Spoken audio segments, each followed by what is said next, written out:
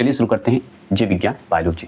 Biology में जो है हम सबसे पहले पढ़ेंगे जीव विज्ञान का परिचय, जीव विज्ञान का विभिन्न शाखाएं, और इसमें वन लाइनर की ही तरह पढ़ेंगे जो कि संपूर्ण बायोलॉजी एक ही वीडियो में खत्म होगा, जो कि आपके लिए जब एलपी का एग्जाम देने जा रहे हैं उससे पहले के लिए ये बुक है, ठीक है। और जिनका स्पेशल साइंस है बीपीएससी के लिए वो भी पढ़ सकते हैं, लेकिन इसमें हम एलपी को फोकस किए हुए हैं कि इससे अगर पढ़ के जाते हैं, अगर आज पढ़ के जाते हैं तो कल क्वेश्चन मिलेगा, अगर कल पढ़ के जाते हैं परसों क्वेश्चन मिलेगा। ये 100% श्योर हम कह सकते हैं, ये नरेंद्र अकाडमी का वादा है।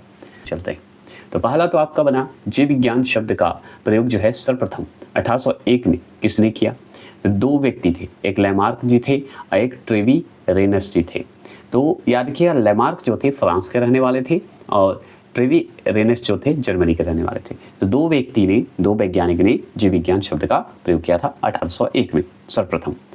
अब दूसरा क्वेश्चन क्या बनता है कि जीव विज्ञान के पिता किसे कहा जाता है? तो जीव विज्ञान के पिता आप बहुत अच्छे से जानते हैं, अरस्तू जी को कहा जाता है। अरस्तू जी का दूसरा नाम आप बताइएगा। अच्छा, ये जान गए। तो बोटनी का जो है मतलब बोटनी मतलब वनस्पति विज्ञान की बात करते हैं, तो वनस्पति विज्ञान के पिता किसे कहा जाता है? तो हम बताएंगे थियोफ्रेटस को कहेंगे। किन्हें कहेंगे? थियोफ्रेटस को। एनर्जी के साथ देखिएगा, ठीक है। बोर अगर हो रहे हैं तो स्पीड कर लीजिएगा, लेकिन ज़रूर देख लीजिएगा।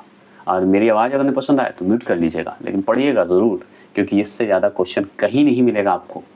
नरेंद्र अकाडमी चैलेंज देता है।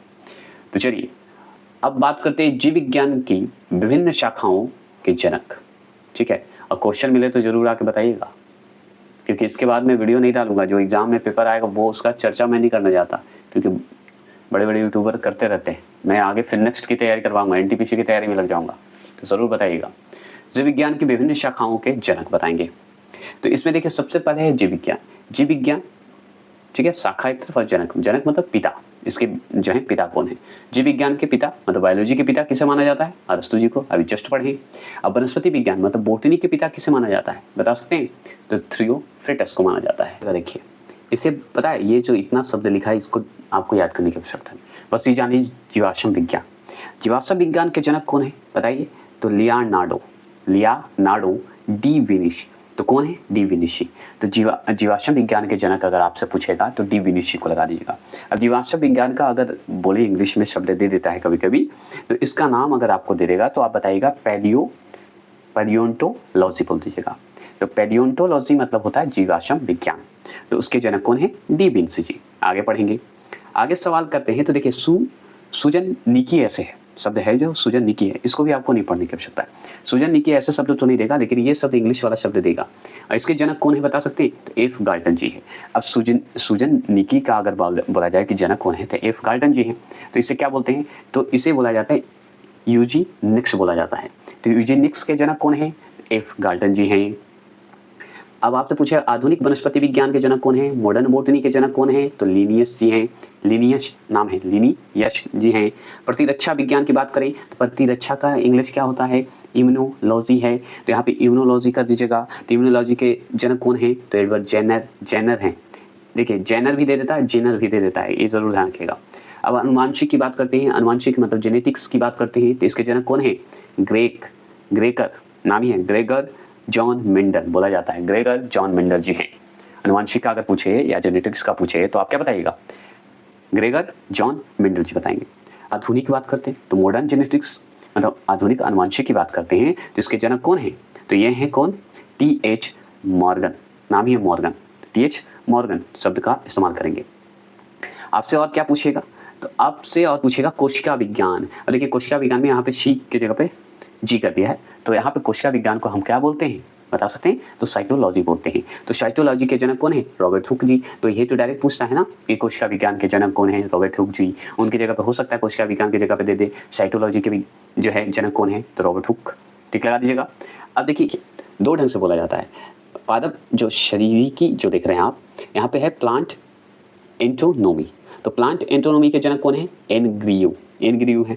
और इसी जगह देता है कि पादप जो शारीरिक का एक और होता है कि प्लांट और एंटोनोमी को मिला दिया जाता है, इसे बोला जाता है फाइटोटॉमी। तो फाइटोटॉमी का भी मतलब यही होता है, पादप शारीरिकी होता है, और प्लांट एंटोनोमी का भी मतलब यही होता है। तो इसके जनक कौन है? तो आप बताइएगा एनग्रीव। समझ गए? अब जंतु विज्ञान जूलॉजी के कौन है? तो अरस्तू जी ही। बॉटनी के भी कौन है? अरस्तू जी हैं। अरस्तू जी का दूसरा नाम जरूर कमेंट करिएगा, ठीक है। अब देखिए प्राचीन वर्गीकी, प्राचीन वर्गीकी मतलब इसका नाम बता सकते हैं? टैक्सोनॉमी। तो टैक्सोनॉमी का जनक कौन है भाई बताइए? तो अरस्तु जी हैं। अब प्राचीन मतलब एशियंट टैक्सोनॉमी का जनक है ये अरस्तु जी। अगर मॉडर्न वर्गीकृत की बात करें तो मतलब मॉडर्न टैक्सोनॉमी का अगर बात करें तो कौन है जनक? तो ये है लिनियस जी हैं। तो पूरा नाम इनका क्या है? कैलोरस लिनियस। तो आधुनिक वर्गीकी के जनक कौन है? तो कैलोरस लिनियस। अब बात करते हैं चिकित्सा शास्त्र। चिकित्सा शास्त्र की अगर बात करें मतलब मेडिसिन की बात करें तो इसके जनक कौन है? हिप्पोक्रेटस जी हैं। इन्हीं का शपथ दिलाया भी जाता है डॉक्टरों को, याद रखिएगा, है ना। तो चिकित्सा शास्त्र के जो है मेडिसिन की अगर बात करें तो मेडिसिन के जनक कौन है? हिप्पोक्रेटस जी हैं। अब देखिए औतिकी, औतिकी मतलब हिस्टोलॉजी। हिस्टोलॉजी के जनक कौन है? ये डायरेक्ट पूछता है आपसे। तो हिस्टोलॉजी के जनक जो है मार्सेलो, नाम ही है मार्सेलो मेलवी घी नाम है। कान में ईयरफोन जरूर लगाइए और सुनिए तो हम याद दिलवा देंगे और क्वेश्चन जरूर आपको वो दिखेगा। अब मान लीजिए हिस्टोलॉजिकल की बात करें तो हिस्टोलॉजिकल के जनक कौन है? तो हम बताएंगे मार्सेलो मेलवी घी नाम है। मेलवी घी ऐसे पूरा बोला जाता है, मेलवी घी। शब्द सुन लीजिएगा तो ऑप्शन देखते ही आपको टिक लग जाएगा। अब जैसे उत्परिवर्तन है ना, उत्परिवर्तन सिद्धांत, जिसे इंग्लिश में क्या बोला जाता है बताएंगे? Mutation theory. म्यूटेशन थ्योरी बोला जाता है। इसके जनक कौन है बताइएगा? तो ह्यूगो डी ब्रिज हैं। कौन है? ह्यूगो डी ब्रिज जी हैं। तो उत्परिवर्तन सिद्धांत के जनक अगर आपसे पूछे तो ह्यूगो डी ब्रिज जी हैं, मतलब म्यूटेशन थ्योरी। क्लियर? अब बात करते हैं तुलनात्मक शरीरिकी की बात करते हैं। तुलनात्मक मतलब कंपैरेटिव एंटोनोमिया। कंपैरेटिव एंटोनोमी की अगर बात करें तो उनके जनक कौन है? जी क्यू वियर हैं। कौन है? जी क्यू वियर जी हैं। अगर पूछे कवक विज्ञान की, मतलब कवक विज्ञान को क्या कहते हैं? माइकोलॉजी। तो माइकोलॉजी के जनक कौन है? तो माइकली हैं। माइकली जी ही कवक विज्ञान के जनक हैं, इसलिए माइकोलॉजी अगर बोले तो उसके जनक कौन है? माइकेली जी हैं। अब पादप, यहाँ पे देखिए कार्कीय है। पादप कार्कीय को इंग्लिश में बोला जाता है प्लांट, बताइएगा क्या बोलते हैं? Plant physiology. तो प्लांट फिजियोलॉजी के जनक कौन है? तो स्टीफन हेल्स हैं। जीवाणु है, यहाँ पे जीवाणु विज्ञान के अगर पूछे जनक कौन है तो एंटी वॉन ल्यूवेनहॉक जी हैं। तो जीवाणु विज्ञान के जनक कौन है, जिसे इंग्लिश में बोलते हैं बैक्टीरियोलॉजी, के जनक कौन है? एंटी वॉन ल्यूवेनहॉक है, एक ही है। ठीक है, आगे चलिए, एंटी वॉन ल्यूवेनहॉक है। अब बात करते हैं सूक्ष्म जैविकी। सूक्ष्म जैविकी मतलब माइक्रोबायोलॉजी बोला जाता है। माइक्रोबायोलॉजी के जनक कौन है? तो ल्यू पास्चर जी हैं। भाई बहुत बार आप पढ़े हैं। भारतीय कवक विज्ञान के मतलब इंडियन, यहाँ पे देखिए वाई होना चाहिए था, माइकोलॉजी, ठीक है वही है, माइकोलॉजी है। तो भारतीय कवक विज्ञान इंडियन माइकोलॉजी के जनक कौन है? E.G. बटलर जी हैं। अगर आपसे पूछे कि भारत की बात हो रही है, मतलब भारतीय ब्रायोलॉजी की बात हो रही है, तो भारतीय ब्रायोलॉजी मतलब इंडियन ब्रायोलॉजी के जनक कौन है? S.R. कश्यप जी हैं। कौन है? कश्यप जी हैं। ये सब याद करते चलिए। देखिए भारतीय परिस्थितिकी मतलब इंडियन इकोलॉजी की बात हो रही है, कौन है? तो R. मिश्रा जी हैं। तो R. मिश्रा। तो अगर भारतीय परिस्थिति की बात करें, इंडियन इकोलॉजी की बात करें, कौन जनक हैं? तो R. मिश्रा। भारतीय शैवाल विज्ञान की बात करें तो भारतीय शैवाल मतलब इंडियन शैवाल विज्ञान की बात करें, इंडियन शैवाल को ही क्या बोला जाता है बता सकते हैं? फाइकोलॉजी, है ना, फाइकोलॉजी। तो फाइकोलॉजी का जनक कौन है? तो वो है, इंडियन शैवाल की बात हो रही है, इंडियन फाइकोलॉजी की बात हो रही है, तो उसके जनक कौन है? यंगर जी हैं। यंगर नाम है इनका। तो MOP यंगर नाम है, पूरा याद रखिएगा। विज्ञान, आधुनिक भ्रूण विज्ञान को बताइए क्या बोलते हैं, बता सकते हैं? बताइए। तो इसे बोला जाता है मॉडर्न एम्ब्रियोलॉजी। मॉडर्न एम्ब्रियोलॉजी के जनक कौन है? बॉन वेयर जी हैं। तो आधुनिक भ्रूण विज्ञान के जनक बॉन वेयर। अब देखिए द्विपद नामक के जन्मदाता कौन है? तो लिनियस जी ही हैं। अब चलिए, अब इसमें है कि पढ़ते चल जाएंगे, ठीक है, इसमें अब जानकारी अब ज़्यादा नहीं, जो था इंपॉर्टेंट, जो इंग्लिश हिंदी दोनों में देता वो जरूरी था इसलिए बता दिए, अब नहीं बताए, वो उतना नहीं पूछेगा। अब जीवधारियों का वर्गीकरण, क्लासिफिकेशन अब करते हैं, चलिए पढ़ते हैं। अब देखिए आधुनिक वर्गीकरण की बात करें, आधुनिक वर्गीकरण के जो है पिता किसे कहा जाता है? तो वही लिनियस जी को ही कहा जाता है। कैरोलस लिनियस जी को कहा जाता है। लिनियस ने, ठीक है, लिनियस ने जीवधारियों को कितने भागों में बांटा है? तो 2 भागों में, पादप जगत, जंतु जगत, जिसे प्लांट किंगडम, एनिमल किंगडम। आप अच्छे से जानते हैं, लिनियस जी ही बांटे हैं, इसलिए आधुनिक वर्गीकरण के पिता कहा जाते हैं। तो पूछेगा कि हेक्टर या हेक्टेयर लिख देता है नाम का, याद रखिएगा। तो हेक्टेयर ने क्या किया कि 1969 में जीवधारियों को जो है 5 जगत में वर्गीकृत किया है, मतलब 5 जगत में बांटे हैं। पहला है मोनेरा, दूसरा है प्रोटिस्टा, तीसरा है पादप मतलब पौधे की बात करते हैं, और चौथा है कवक, और 5वें नंबर पे है जंतु, एनिमल। क्लियर हो गए? ये बांटे। मोनेरा के उदाहरण हैं। तो मोनेरा का उदाहरण पढ़ते हैं। मोनेरा में जैसे 5 जो बांटा गया, 5 रूप में बांटा गया, वर्गीकृत किया गया है। उसमें मोनेरा जो देख रहे हैं आप, उसमें कौन कौन आता था? जीवाणु मतलब बैक्टीरिया आता था, साइनोबैक्टीरिया, अक्री बैक्टीरिया तथा तंतुमय जीवाणु, ये सब आते थे, मतलब जीवाणु ही आते थे, ये बस ध्यान रखिएगा। अब देखिए प्रोटिस्टा के उदाहरण कौन कौन हैं? तो देखिए यूग्लिना, प्रोटोजोआ आदि आते थे। अब देखिए किसे पादप एवं जंतु के बीच की कड़ी माना जाता है? तो वो माना जाता है यूग्लिना को। यूग्लिना को माना जाता है पादप मतलब पौधे और जंतु मतलब एनिमल से के बीच की कड़ी मानी जाती है यूग्लिना। ठीक है, पादप का उदाहरण बताइए। तो शैवाल हो गया आपका, मौस हो गया आपका, पुष्पीय हो गया तथा अपुष्पीय बीजे हो गए, मतलब अपुष्पीय बीज हो गए मतलब पौधे हो गए। बस इतना जान लीजिए। अब बात करते हैं कवक की, बात करते हैं जो कि चौथे नंबर पे आता है। कवक की कोशिका भित्ति किसकी बनी होती है? तो ये काइटिन की बनी होती है। ये सही है, ये इतना बार क्वेश्चन पूछा है ना कि आपको याद हो जाना चाहिए। तो कवक की कोशिका भित्ति किसकी बनी होती है? काइटिन की बनी होती है। अब बात करते हैं जंतु के उदाहरण की बात करते हैं, जो कि 5वें नंबर पे आता है हेक्टर के हिसाब से, याद रखिएगा। तो ये हाइड्रा आपका आ जाएगा, जंतु में ही आ जाता है। जेलीफिश आ जाएगा, कृत्रिम आ जाएगा, सितार मछली आ जाएगा, तो सितारा मछली या सितार मछली बोलते हैं। सरीसृप जितने हैं, उभयचर जितने हैं जो कि पानी और जमीन दोनों पे रह सकते हैं, पक्षी आ जाते हैं, स्तनधारी जीव आदि सारे आ जाते हैं, जंतु के उदाहरण आ जाते हैं। ये हो गया क्लियर। अब बात करते हैं जीवों के नामकरण की बात करते हैं। तो जीवों के नामकरण की द्विनाम पद्धति की बात करते हैं। तो याद रखिएगा, जीवों के नामकरण की द्विनाम पद्धति की अगर बात करें तो चलिए पढ़ते हैं। तो पहला क्या है, किसने 1753 में जीवों की द्विनाम पद्धति को प्रचलित किया? तो ये बताइएगा लिनियस जी ही किए थे। पूरा नाम कैरोलस लिनियस है। कब किए थे? 1753 में। क्लियर हो गए। इस पद्धति के अनुसार पहला शब्द है वंश का नाम मतलब जेनेटिक्स नेम, तथा दूसरा शब्द है जाति का नाम, याद रखिएगा कहलाता है। ठीक है, दूसरा जाति का नाम है। अब चलिए इसमें हम पढ़ते चल जाते हैं फास्ट थोड़ा। अब देखिए प्रमुख जीवों के वैज्ञानिक नाम हम पढ़ते चलेंगे। अब जैसे देखिए मनुष्य का पूछता है, बताइए मनुष्य का वैज्ञानिक नाम क्या था? होमो सेपियंस, है ना, होमो सेपियंस। मेढक का बताइए? राणा टिग्रिना। बिल्ली का बताइए? फेलियस डोमेस्टिका। कुत्ता भी हमारा जो है, याद रखिएगा कुत्ता क्या है? कैनिश है। क्या है? कुत्ता कैनिश है। और कैनिश है तो ये शब्द क्या होगा? फैमिली को अलग कर दिए, फैमिली एरिश है। कुत्ता क्या है? फैमिली एरिश है। शब्द को सुनिएगा सिर्फ, तभी याद होगा, नहीं तो लिखा हुआ तो आप भी पढ़ सकते हैं। आगे सवाल है गाय। गाय का अगर पूछे आपसे तो गाय का होता है सबसे पहली बात तो गाय माता बॉश है, याद रखेंगे। बॉश है, इंडिया की है, सबसे ज़्यादा प्रचलित है, तो इंडिकस याद रखिएगा, इंडिकस याद रखेंगे। तो गाय जो है बॉश इंडिकस है। तो गाय का वैज्ञानिक नाम बॉश इंडिकस। उसी तरह कुत्ता का वैज्ञानिक नाम कैनिश, फैमिली एरिश है।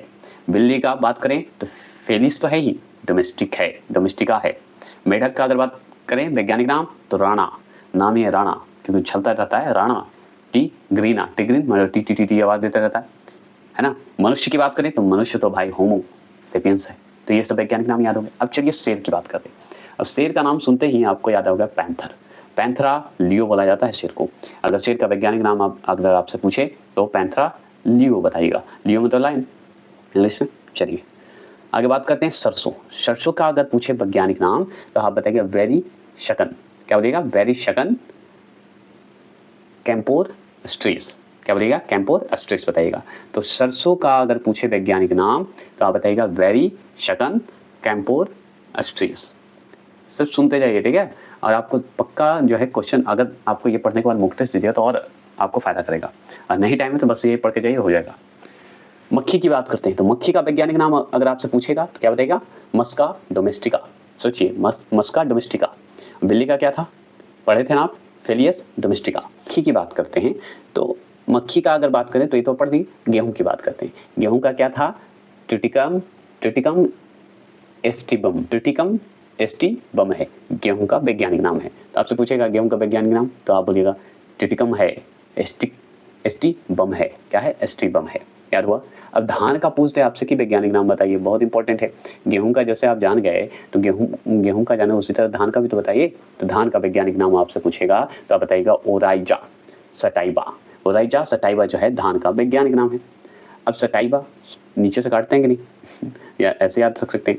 चाय की बात करते हैं तो चाय तो बहुत लोग पीते हैं, इंडियन तो खूब पीते हैं। तो चाय का अगर बात करें, अब पढ़ने वाले तो पक्का चाय पीते हैं, तो चाय की अगर बात करें तो चाय का वैज्ञानिक नाम भी तो जान लीजिए, तो थियासाइनेसिस बोलिएगा, साइनेसिस, थियासाइनेसिस जो है चाय का वैज्ञानिक नाम है। अब चाय की है तो कॉफ़ी को क्यों छोड़ना, तो कॉफ़ी का भी वैज्ञानिक नाम बताइए। तो कॉफ़ी का वैज्ञानिक नाम काफिया तो पहले ही है, कॉफ़ी का काफिया कर दीजिए, अरेबिका, अरेबिका याद रखिएगा। तो कभी कभी काफिया हटा के अरेबिका दे देता है, तो कॉफ़ी से ही संबंधित है, ये जरूर है। अब चाय है, कॉफ़ी है, तो अफीम को क्यों भूलना। अफीम का जैसे ही आए आपको याद रखना पेपर, पेपर मतलब पेपर की तरह, पेपर याद रखेंगे। तो अफीम का वैज्ञानिक नाम पेपेवर सोमनिफेरम है। कौन है, सोमनिफेरम है। तो अफीम का वैज्ञानिक नाम पेपेवर सोमनिफेरम है। और सुनते जाइएगा और कुछ नहीं करना इसमें। अब मटर की बात करते हैं, बहुत इंपॉर्टेंट, मटर का वैज्ञानिक नाम बताइए। तो मटर का वैज्ञानिक नाम है पाइसम, पाइसम सटाइबम, पाइसम सटाइबम नाम ही है, सटाइबम। तो आप अगर पूछे, सॉरी, मटर का वैज्ञानिक नाम पूछे पाइसम सटाइबम। आम का वैज्ञानिक नाम बताइए, बहुत अच्छा है। तो आम का इंग्लिश में मैंगो बोलते हैं, तो मैंगीफेरा बोल दीजिए। इंडिका इंडिया का हो गया, तो मैंगीफेरा इंडिका जो है आम का वैज्ञानिक नाम है। अब आलू का क्यों छोड़ना, आलू हम लोग खाते हैं, तो आलू का वैज्ञानिक नाम मतलब पोटैटो है। तो आलू का वैज्ञानिक नाम अगर पूछे तो क्या बताइएगा, पोटैटो इंग्लिश नाम है, वैज्ञानिक नाम नहीं है। तो आलू का वैज्ञानिक नाम पूछे तो सोलेनम ट्यूबरोसम आलू का वैज्ञानिक नाम है। बात करते हैं अब चना का वैज्ञानिक नाम बात करें तो सिसर, सिसर एरिटिनरा नाम ही है इनका। तो क्या है, सिसर, सिसर है, सिसर एरी अलग कर दीजिए, टिनरा अलग कर दीजिए, तो एरिटिनरा हो गया। तो चना का वैज्ञानिक नाम सिसर एरिटिनरा होगा, ठीक है। अब चना हो गया, तो सूर्यमुखी का भी बात करते हैं। तो सूर्यमुखी की अगर बात करें तो सूर्यमुखी का वैज्ञानिक नाम है, क्या नाम है, हेलियंथ, हेली अलग कर दीजिए, हेली को अलग कर दीजिए, एथेंस अलग कर दीजिए, हेलियन, हेली अलग हो गया, हेली हो गया, हेली एथेंस हो गए। तो सूर्यमुखी का वैज्ञानिक नाम हेली एथेंस एनुअस होगा। क्या होगा, एनुअस, एनुअस को साथ भी बोल सकते हैं, कोई दिक्कत नहीं है। तो हेली एथेंस एनुअस जो है सूर्यमुखी का वैज्ञानिक नाम है। चलिए आगे चलते हैं। अब बात करते हैं रजनीगंधा, रजनीगंधा का प्रचार भी सुनते हैं भाई। तो रजनीगंधा की बात करें तो इसका भी वैज्ञानिक नाम जान लीजिए, बहुत इंपॉर्टेंट है, ब्रेक देता है, पूछ सकता है। तो रजनीगंधा का अगर बात करें तो इसका वैज्ञानिक नाम है पॉलीएथेंस। जैसे सूर्यमुखी का हेलिएथेंस है ना, उसी तरह रजनीगंधा का पॉलीएथेंस है। अब बस अंतर क्या है कि ट्यूबरोसम लग जाता है, ट्यूब मतलब ट्यूब ऐसे याद रखिएगा, ट्यूबरोसम बोल दीजिएगा। बरगद का बताइए वैज्ञानिक नाम, बरगद का पेड़ देखे हैं ना, बरगद का बताइए वैज्ञानिक नाम। तो आगे तो फाइकस बोल दीजिएगा, बरगद का जैसे ही पेड़ की बात होगी तो फाइकस होगा, फाइकस बैंगलेंसिस, बैंगलेंसिस बोल दीजिएगा, लेसिस ऐसे होता है, लेंसिस बोल दीजिएगा, बैंगलेंसिस। अब बैगन का बताइए भाई, बैगन का वैज्ञानिक नाम अगर पूछे तो सोलेनम, क्या नाम है, सोलेनम, मेलाजेना, मिलान ऐसे बोला जाता है, मिलान जेना बोला जाता है, ऐसे आप याद रखिएगा, मिलाजेना। तो बैगन का अगर वैज्ञानिक नाम पूछे तो सोलेनम मिलाजेना, ठीक है। आगे चलिएगा। अब लास्ट है ये केरला में बोलो, करेला, करेला का वैज्ञानिक नाम बताइए, जो कि सबको कड़वा लगता है, तो कुछ तो गड़बड़ होगा, इसका तो कुछ लंबा ही नाम है। तो करेला का वैज्ञानिक नाम है, आगे तो जान लीजिए, इसे तोड़िए, सिर्फ सुनिए, मैं तोड़ रहा हूँ, आप शब्द को सुनिए, ठीक है। मोमा मॉर्डिक ऐसे बोल सकते हैं, मो मॉर्डिका ये भी बोल सकते हैं आप, मो मॉर्डिका करेंसी यालिन जो है करेला का वैज्ञानिक नाम है, ठीक है। अब चलते हैं कोशिका विज्ञान से जो सवाल आज तक बन सकते हैं, अब बने हैं, इससे बहुत ज़्यादा ये जो बना हुआ है ना कुछ सारा प्रीवियस ईयर है, कोई कहीं से मैं अपने मन से नहीं दे रहा हूँ, ठीक है। तो चलिए, जीव द्रव का 99% मतलब 99% भार जो है निम्न 4 तत्वों का बना होता है, 4 तत्वों का बना होता है, कैसे, तो देखिए ऑक्सीजन, O2 ऑक्सीजन 63% होता है, याद रखिएगा।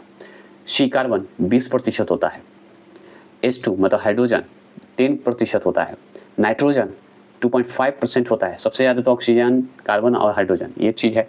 उसके बाद धीरे धीरे कमते चल जाएगा, नाइट्रोजन हो गया, ठीक है 2.5%, कैल्शियम 2.5%, फास्फोरस मतलब पी मैंने फास्फोरस, फास्फोरस 1.15%, और अन्य जो है कितना है 0.85% मतलब 85%, ठीक है 0.85%, ये जो है मिलकर बना होता है, ठीक है। क्लियर हो गए, ऐसे 4 तत्व हैं। तो 4 तत्व में तो आपका ऑक्सीजन हो गया, कार्बन हो गया, हाइड्रोजन हो गया, नाइट्रोजन हो गया, ये 4 तत्व ज़्यादा इंपॉर्टेंट है, और सब मिक्स है, आपको एक्स्ट्रा बता दिया गया है, अगर आए ऑप्शन में तो टिक लगा दीजिएगा। अब जीव द्रव का कितना प्रतिशत भाग जल होता है, तो 70% तो जल ही होता है, आप भी जानते हैं। ठीक है, आगे चलिए। आगे पूछा है जीव द्रव में अकार्बनिक एवं कार्बनिक यौगिक का अनुपात होता कितना है, तो 81:119। ठीक है, मतलब 81:19। जीव द्रव का नामकरण किसने किया, ये पूछता है, पुरकिंजे ने किए थे। कौन किए थे, पुरकिंजे जी किए थे। इसके अनुसार जीव द्रव जीवन का भौतिक आधार है, तो वो है हक्सेल के नाम से। हक्सेल जो है बताए थे, हक्सेल के अनुसार अगर देखा जाए, या हक्सेल जी बोले थे कि जीव द्रव जीवन का भौतिक आधार है। जीवन की सबसे छोटी कार्यात्मक एवं रचनात्मक इकाई है कौन, कोशिका, जिसे सेल बोलते हैं। कोशिका शब्द का प्रयोग सर्वप्रथम किसने और कब किया, 65 में किया गया। कौन किया, तो रॉबर्ट हुक किए, अंग्रेजी वैज्ञानिक हैं रॉबर्ट हुक किए थे सर्वप्रथम कोशिका का, सेल का शब्द का प्रयोग किए थे 1665 में। सबसे छोटा कोशिका किसका है, तो सबसे छोटा कोशिका जो है माइकोप्लाज्मा, या देखिए माइकोप्लाज्मा गैलोसे पिटकम बोला जाता है। माइकोप्लाज्मा गैलोसो पिटकम पूरा नाम है इसका, ऐसे माइकोप्लाज्मा दे देता है कभी कभी। ठीक है, और माइकोप्लाज्मा के साथ कौन है, तो गैलोसे कर देता है, पिटकम कर देता है, तो सबसे छोटा कोशिका है, से ध्यान रखना है। सबसे छोटी कोशिका अगर पूछे आपसे तो पीपीएलो है, पीपीएलो है। ठीक है, आगे चलेंगे। सबसे लंबी कोशिका बताइए, सबसे छोटी पीपीएलो, इसका फुल फॉर्म बताइएगा। सबसे लंबी कोशिका बताइएगा, तंत्रिका तंत्र की कोशिका है। सबसे बड़ी कोशिका बताइएगा, लंबी कोशिका तंत्रिका तंत्र की कोशिका। सबसे बड़ी कोशिका अगर आपसे पूछे, शुतुरमुर्ग के अंडे की जो अंडा होता है वो होता है सबसे बड़ा कोशिका। कोशिका सिद्धांत का प्रतिपादन किसने किया, तो स्लाइडेन ने किए थे और श्वान ने किए थे, जो कि कब किए थे, 1838 से लेकर 39 के लमसम में किए थे, याद रखिएगा। ठीक है, स्लाइडेन और स्वान नाम है उनका। कोशिका भित्ति मतलब शेल बॉल किसकी बनी होती है, सेलुलोज की बनी होती है, आप अच्छे से पढ़े हुए हैं। आप कोशिका झिल्ली बताइए, सेल मेम्ब्रेन बोला जाता है, सेल मेम्ब्रेन बोला जाता है। तो कोशिका झिल्ली का मुख्य कार्य क्या है, तो कोशिका झिल्ली का मुख्य कार्य जो है, मतलब जो काम है इसका, वह कोशिका के अंदर जाने वाले एवं अंदर से बाहर आने वाले पदार्थों का चयन करना, ये काम है कोशिका झिल्ली का काम है। आगे है कि तारक काय का मतलब होता है, इसका दूसरा नाम होता है सेंट्रोसोम, सेंट्रोसोम बोला जाता है, पूरा नाम शुद्ध उच्चारण है। तारक काय का इंग्लिश है सेंट्रोसोम। तो सेंट्रोसोम की खोज किसने किया, तो बोबरी ने किए थे, बोबरी जी किए थे। ठीक है, अब बात करते हैं समसूत्री विभाजन में ध्रुव का निर्माण कौन करता है, तो यही तो करता है कौन, सेंट्रोसोम करता है, जिसका हिंदी में बोलते हैं तार काय। तो ये पढ़ने की आवश्यकता नहीं, यही पढ़िए, सेंट्रोसोम पढ़िए, जो चर्चित है उसको पढ़ेंगे क्योंकि वही पूछ रहा है। राइबोसोम की खोज किसने की, तो ये किए थे पैलेट ने। कोशिका के अंदर सबसे छोटा अंग कौन सा है, तो राइबोसोम है। ठीक है, कोशिका के अंदर सबसे छोटा अंग राइबोसोम है। राइबोसोम का मुख्य कार्य क्या है, प्रोटीन का संश्लेषण करना। ये सब कोशिका से संबंधित क्वेश्चन है। ऊर्जा युक्त कार्बनिक पदार्थ का ऑक्सीकरण कहाँ होता है, माइटोकॉन्ड्रिया में होता है। जैसे ही ऑक्सीकरण का शब्द आएगा तो माइटोकॉन्ड्रिया टिक लगाइएगा, ऐसा मॉक टेस्ट में हो चुका है। ऑक्सीकरण के परिणाम स्वरूप कितने अणु एटीपी ऊर्जा के रूप में मुक्त होता है, तो 38 होता है। कितना होता है, 38। आइए फास्ट चलेंगे, ठीक है, क्योंकि अब ज़्यादा समझाने के चक्कर में बहुत लंबा वीडियो चला जाएगा और जो कि होगा नहीं। अब मुझे बहुत चलाना है, एक वीडियो एक टॉपिक खत्म हो जाना चाहिए पूरा, मतलब बायोलॉजी खत्म हो जाना चाहिए। किसी कोशिका के अणुओं का यातायात प्रबंधक कहा जाता है, तो इसे कहा जाता है, देखिए दो शब्द में उच्चारण कर सकते हैं, गल्जिकाय बोल सकते हैं या गल्जी बॉडी बोल सकते हैं। गल्जिकाय या गोल्जिकाय बोला जाता है। का प्रमुख कार्य क्या है, तो ये है स्रवित करना। क्या करना, स्रवी करना। स्रवी होता है, होता है स्रवी करना। इसे आत्महत्या की थैली कहा जाता है, तो ये कहा जाता है लाइसोसोम को कहा जाता है। आत्महत्या की थैली लाइसोसोम को कहते हैं। ये सब कोशिका से संबंधित है। केंद्रक द्रव में जो है धागे नुमा पदार्थ जाल के रूप में बिखरा दिखाई पड़ता है, कहलाता क्या है, उससे क्या बोलते हैं, तो क्रोमैटिन बोलते हैं। क्रोमैटिन बोला जाता है। ठीक है, केंद्रक द्रव में जो धागे नुमा पदार्थ के रूप में जाल के रूप में बिखरा रहेगा तो उसे बोला जाता है क्रोमैटिन बोलते हैं। अगर पूछेगा क्रोमैटिन किसका बना होता है, तो वो बना होता है प्रोटीन एवं डीएनए का। आप पूरा नाम अगर बोले, अच्छे से बोले, तो हिस्टोन, प्रोटीन एवं डीएनए का बना होता है। कोशिका विभाजन के समय क्रोमैटिन सिकुड़कर अनेक मोटे व छोटे धागे के रूप में संगठित हो जाता है, जिन्हें कहा जाता है गुणसूत्र, जिसे कहा जाता है क्रोमोसोम। गुणसूत्र का इंग्लिश नाम क्रोमोसोम, तो कभी कभी गुणसूत्र की जगह पे क्रोमोसोम शब्द दे देगा, तो दिक्कत नहीं होनी चाहिए। प्रत्येक जाति के जीवधारियों में सभी कोशिकाओं के केंद्रक में गुणसूत्र की संख्या होती है, तो निश्चित होती है। कितनी होती है, निश्चित होती है। तो ये गुणसूत्र की जो बात है वो हम लास्ट में पढ़ाएंगे क्योंकि बहुत इंपॉर्टेंट है। क्योंकि जैसे एक दो एग्जाम्पल हम दे देते हैं, जैसे मक्खी का गुणसूत्र कितना है 12 होता है, कुत्ते का गुणसूत्र मतलब क्रोमोसोम 78 होते हैं, आलू में कितने होते हैं तो 48 होते हैं, चूहा में गुणसूत्र कितने होते हैं 40 होते हैं, मतलब 40 होते हैं। तो इस तरह के और भी दे देंगे, टेंशन नहीं लीजिए। मानव से लेके, मानव में तो बहुत ही सिंपल पूछा हुआ है तो आपको पता है। अब देखिए यहाँ पे तारकाय, तारकाय मतलब सेंट्रोसोम की बात हो रही है। तो तारकाय के अंदर एक या दो कण जैसी रचना होती है, उन्हें क्या कहते हैं तो इसे सेंट्रिओल कहते हैं, सेंट्रिओल बोलते हैं, ओल, ठीक है, सेंट्रिओल। आगे चलेंगे, किसी मनुष्य का लिंग निर्धारण किस पर निर्भर करता है तो पिता के गुणसूत्र पर, मतलब पिता के क्रोमोसोम पर निर्भर करता है। आगे है कि एक पुरुष व्यक्ति को अपनी माता तथा पिता से कितने गुणसूत्र जो है विरासत में मिलता है तो ये आप जान लीजिए 22 + x मिलता है, प्लस में ब्रैकेट में कर दीजिए 22 + y मिलता है, ठीक है, याद रखिएगा ये गुणसूत्र मिलते हैं, हमेशा याद रखिएगा, भूलिएगा मत।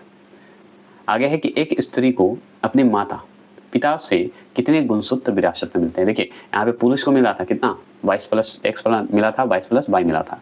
अब स्त्री की बात हो रही है, महिला की बात हो रही है, तो उसमें 22 + x ही होगा, लेकिन 22 + x दोनों में होंगे। याद रखिएगा जैसे ही महिला का शब्द आएगा तो प्लस प्लस होगा, दोनों में x होंगे। अगर पुरुष व्यक्ति की बात होगी तो x y होगा, ठीक है, क्लियर। अब बात करते हैं अंतः प्रद्रव जालिका के कुछ भागों पर किनारे किनारे छोटी छोटी कणिका लगी रहती है। क्या लगी रहती है? कणिका लगी रहती है, जिन्हें कहा जाता है राइबोसोम कहा जाता है। क्या कहते हैं? राइबोसोम। अब राइबोसोम तो आगे तो ये जान लीजिए कि ER जो है शॉर्ट फॉर्म में ये दिया हुआ है ER, इसे आगे चल के भी पढ़ेंगे जो कि आप यहाँ पे देख रहे होंगे। तो ER की बात करें तो इसका पूरा नाम होता है इंडोप्लाज्मिक रेटिकुलम बोला जाता है, ठीक है, ER का फुल फॉर्म है, ये पूछता है इसलिए ध्यान रखिएगा। ये राइबोसोम से संबंधित है। अब देखिए बात करते हैं ER का मुख्य कार्य, तो ER मतलब वही जो आप अभी पढ़े, क्या पढ़े, इंडोप्लाज्मिक रेटिकुलम बोला जाता है फुल फॉर्म इसका। इसका क्या कार्य है कि उन सभी वसाओं व प्रोटीनों का संरचना करना है। क्या है? वसाओं का प्रोटीनों का संरचना करना है, ER का कार्य है, जो कि विभिन्न झिल्लियों जैसे कोशिका झिल्ली, केंद्रक झिल्ली आदि का निर्माण करता है, ठीक है, क्लियर, मतलब निर्माण करने का काम करता है, ये आप जान गए। और ये बहुत इंपॉर्टेंट है, ये इतना जो एक क्वेश्चन है बहुत इंपॉर्टेंट है। जैसे देखिए राइबोसोम किसकी बनी होती है बता सकते हैं? तो राइबोसोम जो है बनी होती है RNA नामक अम्ल एवं प्रोटीन की। दूसरा प्रश्न है माइटोकॉन्ड्रिया की खोज किसने की? तो ये अल्टमैन ने किए थे। ये सवाल हो गया, ये सब डायरेक्ट क्वेश्चन पूछता है।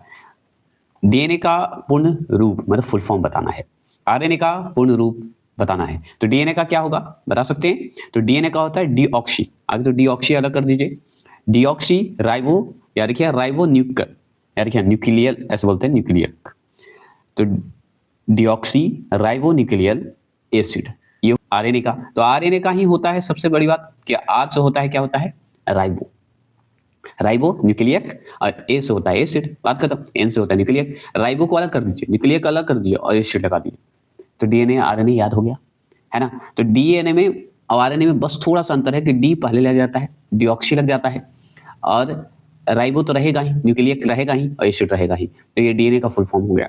बस RNA का क्या होता है कि डीऑक्सी हटके जो है राइबो लगा रहता है और न्यूक्लियक तो लगा ही रहता है और एसिड लगा ही रहता है, क्लियर हो गए। तो D और R में थोड़ा सा अंतर है, जो कि डीऑक्सी हटा देगा तो RNA का फुल फॉर्म हो जाएगा, और डीऑक्सी लगा दिया, D मत लगा दिया तो ये आपका हो जाएगा DNA का फुल फॉर्म, क्लियर हो गया, कोई दिक्कत नहीं ना। अब पूछ रहा है आपसे कि DNA का मूल इकाई क्या है। DNA का मूल इकाई अगर पूछे तो न्यूक्लियोटाइडस बोल दीजिएगा, है ना। तो न्यूक्लियोटाइडस मतलब DNA का मूल इकाई है। देखिए DNA अणु के क्षारक इकाइयों में संबंध है, तो संबंध जो है जानिए, तो याद रखिएगा एडेनिन होता है, ठीक है, एडेनिन बराबर होता है, क्या होता है, थाइमिन होता है, तो एडेनिन बराबर थाइमिन, एवं इसे पढ़ा जाता है गुआइनिन या गवाइनिन, दोनों ढंग में पढ़ा जाता है। तो गुआइनिन ये जो आप देख रहे हैं अबंधन है, 2 अबंधन 3 अबंधन, ऐसे आप याद रखिएगा, अबंधन और बॉन्ड है, ठीक है, साइटोसिन बोलते हैं, तो ये है साइटोसिन, ये हो गए। अब चलिए नीचे इसी के बारे में जानकारी और लेते हैं। जैसे देखिए क्वेश्चन क्या बना है, एडेनिन व थाइमिन तथा गुआइनिन और साइटोसिन के बीच क्रमशः कौन से हाइड्रोजन अबंधन होते हैं? तो कौन होते हैं? 2 होते हैं और 3 होते हैं, क्लियर हो गए, कोई दिक्कत नहीं ना, ठीक है। आगे चलिए, वन लाइनर खाली सुनते जाएगा ना, तो काफ़ी है एग्जाम में आने के लिए, क्या कि मॉक टेस्ट दे चुके हैं आप। 1953 मतलब 1953 में किसने डीएनए के जो है द्विकुंडलिता संरचना मॉडल मतलब डबल हेलिक्स मॉडल प्रतिपादित किया? तो वो है वाटसन एवं ग्रिक का नाम आता है। किनका नाम आता है? वाटसन एवं ग्रिक। आगे चलेंगे, सभी आनुवांशिक क्रियाओं का संचालन करना तथा प्रोटीन संश्लेषण को नियंत्रित करने का कार्य किसका है? तो डीएनए का है। आरएनए में थाइमिन क्षारक इकाई की जगह कौन सी इकाई आ जाती है? तो वो आ जाती है यूरोसिल, जो है जगह बना लेती है, अपना इकाई बना लेता है आरएनए में। ठीक है, ये जरूर ध्यान रखिएगा। आरएनए कितने प्रकार के होते हैं? तो 3 प्रकार के होते हैं, आरआरएनए, टीआरएनए और एमआरएनए। सब पढ़ते जाएंगे, ठीक है। अब डीएनए केंद्रक के अलावा और कहाँ पाया जाता है? तो डीएनए केंद्रक के अलावा अगर आपसे पूछे तो माइटोकॉन्ड्रिया एवं हरित लवक में पाया जाता है। ये सब आप पढ़ चुके हैं, है ना। और ये इसलिए एक ही बार वीडियो बना रहा हूँ जिससे कि आपको आसानी से सुन लीजिए और चले जाइए एग्जाम देने और आ जाइए। अगर क्वेश्चन आए तो बहुत बढ़िया हो जाएगा आपके लिए, और आएगा ही 100%, इसमें कॉन्फिडेंस रखने की जरूरत है। गोल्जी इकाई की खोज किसने की थी? तो वो किया था कैमिलो गोल्जी ने। कौन किए थे? कैमिलो गोल्जी ने गोल्जी इकाई की खोज किए थे। आगे चलेंगे, लाइसोसोम की खोज किसने की थी? तो ये किए थे डी डूब ने किए थे। लाइसोसोम का कार्य क्या है? तो बाहरी पदार्थों का भंचन ऐसा भक्षण बोला जाता है एवं पाचन करने का काम है। आगे चलेंगे, लाइसोसोम में कितने प्रकार के एंजाइम पाए जाते हैं? तो 24 एंजाइम पाए जाते हैं। कौन कोशिका की जो है निर्जीव रचना है? तो वो है ऋतिका, चाहे रसधानी बोला जाता है। ठीक है, आगे चलिए, कौन कोशिका के प्रबंधन के समान कार्य करता है? तो केंद्रक करता है, न्यूक्लिक करता है, आप अच्छे से जानते हैं। चलिए आगे चलेंगे। आगे सवाल है कि क्रोमैटिन, आप ऊपर पढ़े हैं, क्रोमैटिन के अलावा केंद्रक में एक संघन गोल रचना या रचनाएं दिखाई पड़ती है, इसे क्या कहा जाता है? तो केंद्रक ही तो कहा जाता है, न्यूक्लियस ही तो कहा जाता है। लवक जो होते हैं कितने प्रकार के होते हैं? तो 3 प्रकार के होते हैं, हरित लवक, अवर्णिक लवक और आपका वर्णिक लवक। तो आप एक को जानते हैं क्लोरोप्लास्ट बोलते हैं, एक को ल्यूकोप्लास्ट बोला जाता है, एक को क्रोमोप्लास्ट बोला जाता है। ये तीनों आपको याद रखना होगा, ठीक है।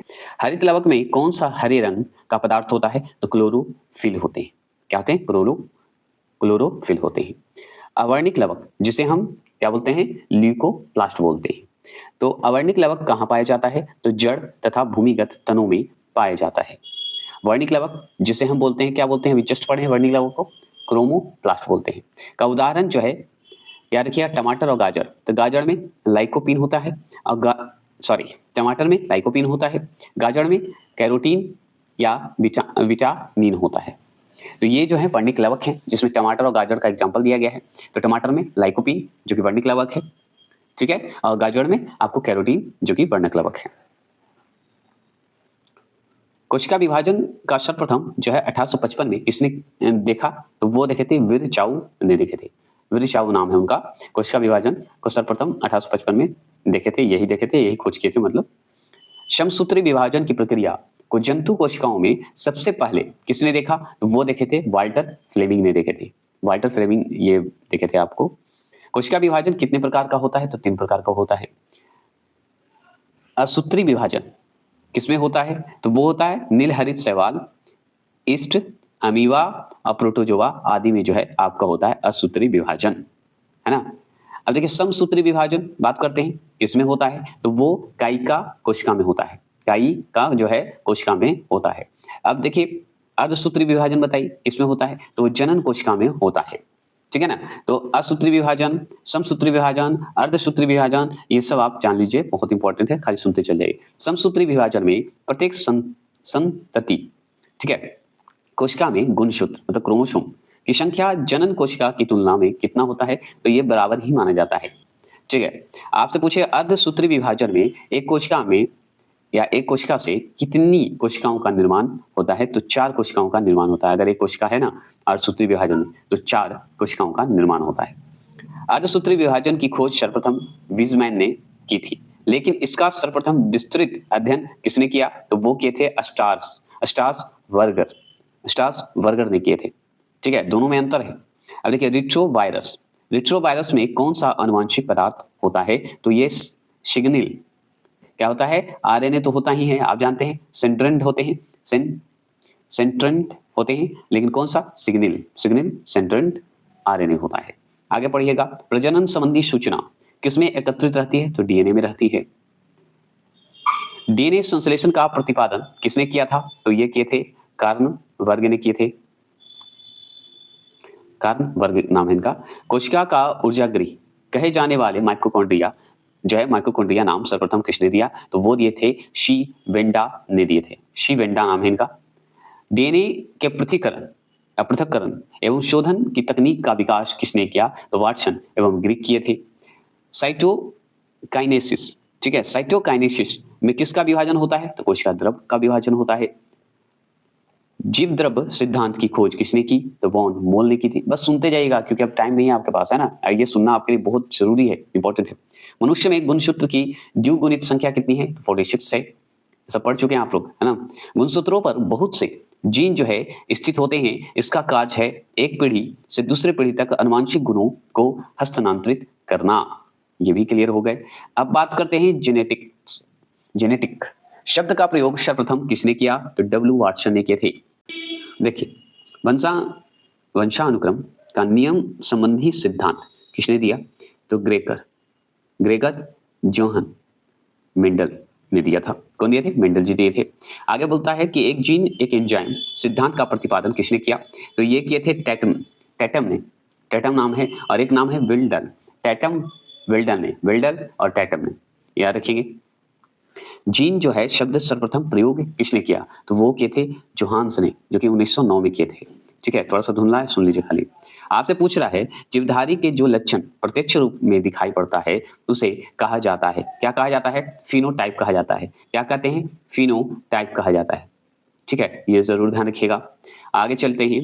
आगे सवाल आपसे पूछ रहा है कि जीवधारी के आनुवंशिक संगठन को क्या कहते हैं, जो कि कारकों मतलब जीन का बना होता है, तो जीनोटाइप कहा जाता है। क्या कहा जाता है, जीनोटाइप। आनुवंशिक संबंधी प्रयोग के लिए मेंडल ने किस पौधे का चुनाव किया था, तो वो किया था मटर का चुनाव किया था। किसका किया था, मटर का चुनाव किया था। एक ही गुणसूत्र पर स्थित जीनों में एक साथ वंशागत होने की जो है प्रवृत्ति को क्या कहते हैं, तो वो कहते हैं शहलगनता कहा जाता है। अब देखिए, लिंग जो है, लिंग शहलगनता की सर्वप्रथम विस्तृत व्याख्या किसने की, तो वो किए थे मॉर्गन ने किए थे। ऐसे कहीं कहीं मॉर्गन दे देता है।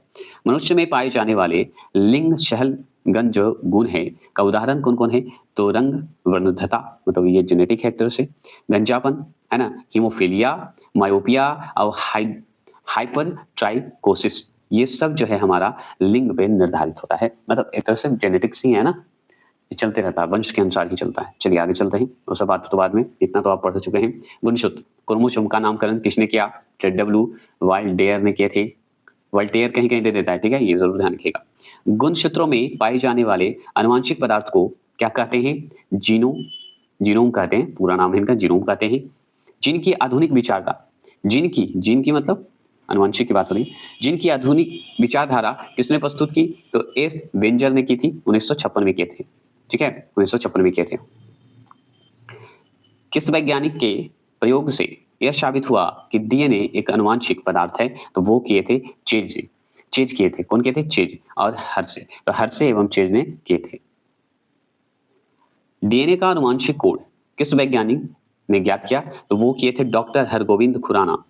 ठीक है, जो कि 1968 में किए थे। कब किए थे, 1968 में किए थे। आगे चले, माइक्रोसोम्स जो है क्या है, तो वो कोशिकाई अंग जिसे ईआर का एक खंड बोलते हैं। क्या बोलते हैं, ईआर का एक खंड बोलते हैं। आगे है कि मानव शरीर में कितने आवश्यक अमीनो अम्ल पाए जाते हैं, तो वो पाए जाते हैं 20। क्या पाए जाते हैं, 20 अमीनो अम्ल पाए जाते हैं। ये हो गया क्लियर। चलिए जैव विकास की बात करते हैं। जैव विकास की बात करें तो प्राकृतिक वरणवाद का सिद्धांत जो है किसने दिया, तो वो दिए चार्ल्स डार्विन ने दिए थे, है ना। और दिए सर्वाइवर ऑफ द फिटेस्ट वाक्यांश की रचना किसने की, तो यही चार्ल्स डार्विन किए थे। आगे और क्या पूछ रहा है कि अंग के क्रम या अधिक उपयोग का सिद्धांत जो है किसने दिया, तो वो लैमार्क दिए। आगे है कि उत्परिवर्तनवाद का सिद्धांत किसने दिया, तो हुनो डी व्रिज ने दिया, जो कि हम ऊपर पढ़ चुके हैं, है ना, इनके बारे में।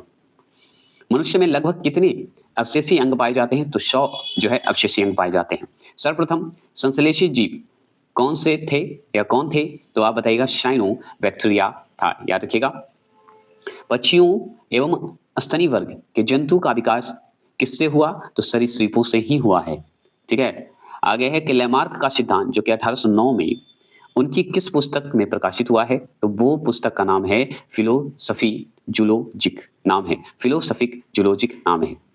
देखिए पूरा अवशेष का महानतम अन्वेषक किसे कहा जाता है? तो चार्ल्स डार्विन को कहा जाता है।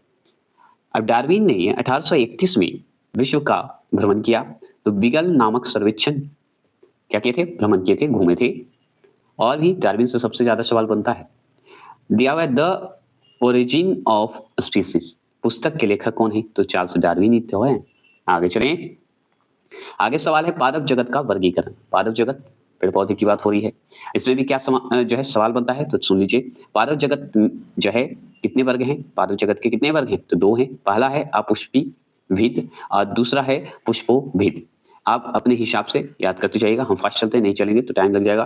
किस वर्ग के पौधों में पुष्प बीज नहीं होते हैं? तो याद रखिएगा क्रिप्टोगेम्स, जो कि आप देख रहे हैं। क्रिप्टोगेम्स का हिंदी में क्या है?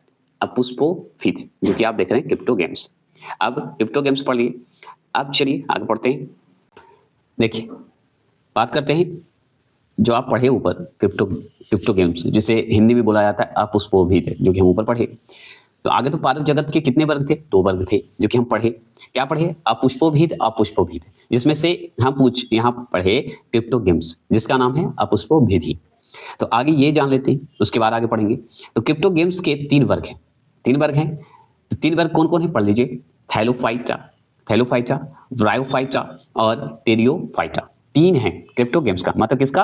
अपुष्पोभिद का, जिसका जो है पुष्प तथा बीज नहीं होता।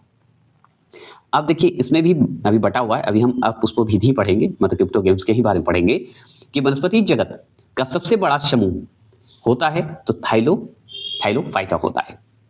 आगे चलेंगे। किस समूह के पौधों का शरीर जो है सुकाए होता है, अर्थात पौधे जड़, तना, पत्ती आदि से विभक्त नहीं होता है? तो वो है थैलोफाइटा। यही तो विभक्त नहीं होता है ना। देखिए पौधे होंगे, जड़ होंगे, तना एवं पत्ती आदि से विभक्त नहीं होता। हाँ, बीज और ये नहीं होगा, ये जान लीजिए। थैलोफाइटा के जो है पुनः 3 उपवर्ग हैं। अब लीजिए थैलोफाइटा का भी 3 उपवर्ग हैं। कौन कौन? शैवाल हो गए, कवक हो गए और बैक्टीरिया मतलब जीवाणु हो गए। ये भी ध्यान रखिएगा। अब चलिए कुछ लाभदायक शैवाल की बात करते हैं। अब इसमें शैवाल के बारे में पढ़ते हैं। तो कुछ लाभदायक शैवाल, जैसे अल्वा सारगासम बोला जाता है, जिसे भोजन के रूप में प्रयुक्त करते हैं हम। लेविनेरिया जो है आयोडीन बनाने में प्रयुक्त होता है ना। आगे सवाल है एनावीना जो है खाद्य के रूप में प्रयुक्त होता है, ये भी आप जानते हैं। आगे सवाल है कि किन शैवालों का जो है अंतरिक्ष यान के केविन के हौज में उगाकर अंतरिक्ष यात्री को प्रोटीन युक्त भोजन, जल और ऑक्सीजन प्राप्त हो सकते हैं? तो वो होते हैं क्लोरेला। आगे चलिए अब बात करते हैं समुद्री शैवाल में कौन सा अम्ल जो है पाया जाता है? तो वो पाया जाता है एल्जेनिक अम्ल पाए जाते हैं, एल्जेनिक अम्ल। कवक में जो है संचित भोजन किस रूप में रहता है? तो आप बता सकते हैं, तो ग्लाइकोजेन के रूप में रहता है, ग्लाइकोजन के रूप में भी बोल सकते हैं। कवक द्वारा जनित किस रोग से पौधों को सबसे अधिक हानि पहुंचता है या हानि होती है? तो हम बताएंगे रस्ट रोग एवं स्मट रोग। उदाहरण में सरसों का सफेद रस्ट रोग होता है तथा गेहूं का ढीला स्मट रोग होना, ये सब जो है आपका कवक से ही संबंधित है। अब बैक्टीरिया की बात करते हैं, मतलब जीवाणु की बात करते हैं। जीवाणु की खोज 1683 ईस्वी में किसने किया? तो वो किए थे लीवनहॉक। पूरा नाम इनका है एंटोबिन वॉन लीवनहॉक। कभी कभी सुनेंगे ए वॉन, ठीक है, एवॉन लीवनहॉक बोला जाता है। अब चलिए 1829 में 1829 में जीवाणु का नामकरण किसने किया? वो किए थे एरे वर्ग। कौन किए थे? एहरिन वर्ग किए थे। जीवाणु का पिता किसे कहा जाता है? लीवनहॉक को ही कहा जाता है, क्योंकि 1683 में जीवाणु की खोज, बैक्टीरिया की खोज किए थे यही लीवनहॉक जी।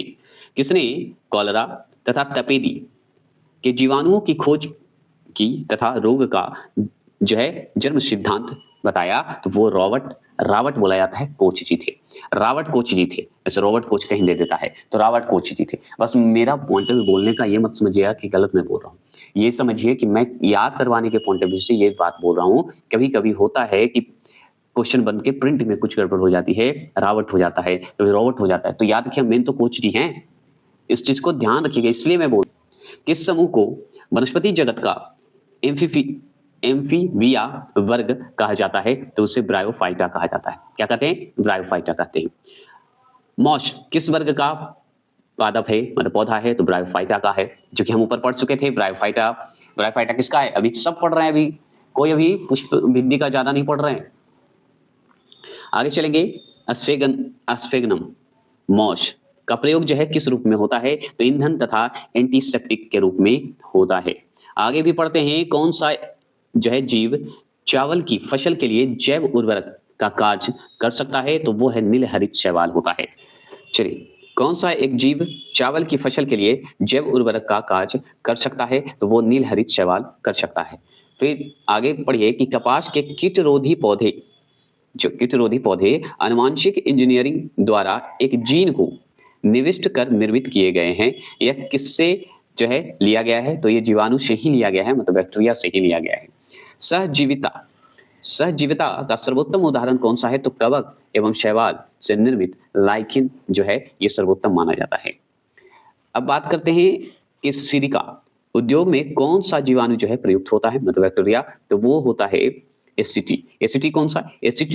एसिटोबैक्टर एसिटी नाम है पूरा, एसिटोबैक्टर एसिटी, जो कि सिलिका उद्योग से जो है ये जीवाणु प्रयुक्त। तो फेरोगेम्स जो आप पढ़े, दो उपवर्ग पढ़े, तो दो उपवर्ग में कौन कौन है? अनावृतीय बीज, जिसे नग्न बीज भी बोला जाता है, और दूसरा है आवृत बीज। तो इंग्लिश में देखिए, जेमनो स्पर्म बोला जाता है अनावृत बीज को, और एंजियो स्पर्म बोला जाता है आवृत बीज को। ठीक है, तो फेनोरोगेम्स क्या पढ़े थे? जिसे हम बोलते थे, क्या बोलते थे? पुष्प भित्ति, जिसमें पुष्प लगते हैं, बीज लगते हैं। अब ये पढ़ने जा रहे हैं हम लोग। तो आप देखिए, ये आ गया आपका वनस्पति जगत का सबसे लंबा पौधा कौन सा है? तो सिकोया है, जिसे नग्न बीज भी कहा जाता है। आगे और सवाल बनता है, किसे coast redwood of California भी कहते हैं? तो वो कहते हैं सिकोया को। किसे कहते हैं? सिकोया को ही। सबसे छोटा अनावृत बीज पौधा, अनावृत पौधा जिसे हम जिम्नोस्पर्म बोलते हैं, वो कौन सा है? तो जेमिया पिगी मया कहा जाता है। तो जेमिया पिगमिया जो होते हैं वो होते हैं सबसे छोटा अनावृत बीज। यहाँ पे अनावृत बीज की जगह पे हो सकता है जिम्नोस्पर्म दे दे। किसे तनों से मंड निकाल कर खाने वाले साबूदाना बनाया जाता है? तो उससे बनाया जाता है शायकस। क्या बनाया जाता है? शायकस। ठीक है, ये जरूर ध्यान रखिएगा। अब चलिए थोड़ा फास्ट चलते हैं। टारपिन का तेल प्राप्त होता है चीड़ के पेड़ से। सिट्रस का तेल प्राप्त होता है किससे? देवदार के पेड़ से। सेडकास्ट का तेल प्राप्त कैसे होता है? तो जूनी पेरस से होते हैं। टेनिन तथा रेजिन किससे प्राप्त होता है? तो वो नग्न बीज पौधे से प्राप्त होते हैं। ठीक है, टेनिन का प्रयोग होता है तो चमड़ा एवं स्याही बनाने में किया जाता है। चमड़ा एवं स्याही बनाने में किया जाता है। रेजिन का प्रयोग होता है, क्यों है बताएंगे? तो वो होता है पॉलिश के लिए, पेंट के लिए बनाने में किया जाता है, जिसे वर्निश बोला जाता है। इसके प्रयोग होते हैं रेजिन में। किस समूह के पौधों में बीज फल के अंदर जो है होता है? तो उससे आवृत बीज समूह के अंदर होता है, जिसे हम क्या बोलते हैं? एंजियोस्पर्म बोलते हैं, है ना।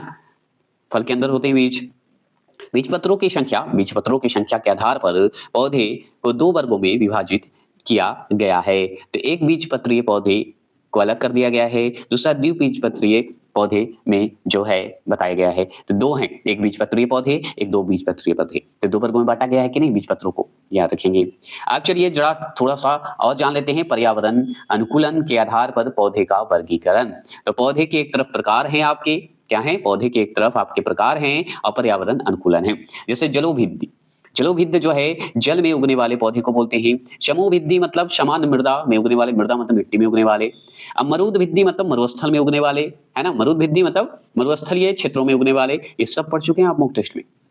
अब ये भी आप पढ़े हैं हेलोफाइटस जो है अधिक सांद्रता वाले मृदा मतलब मिट्टी में उगने वाले पौधे हैं। ठीक है, अब हेलोफाइटस है तो हीलियोफाइटस भी है। तो हीलोफाइटस जो है दलदली भूमि में उगने वाले पौधे हैं, दलदल क्षेत्र में ज्यादा उगता है।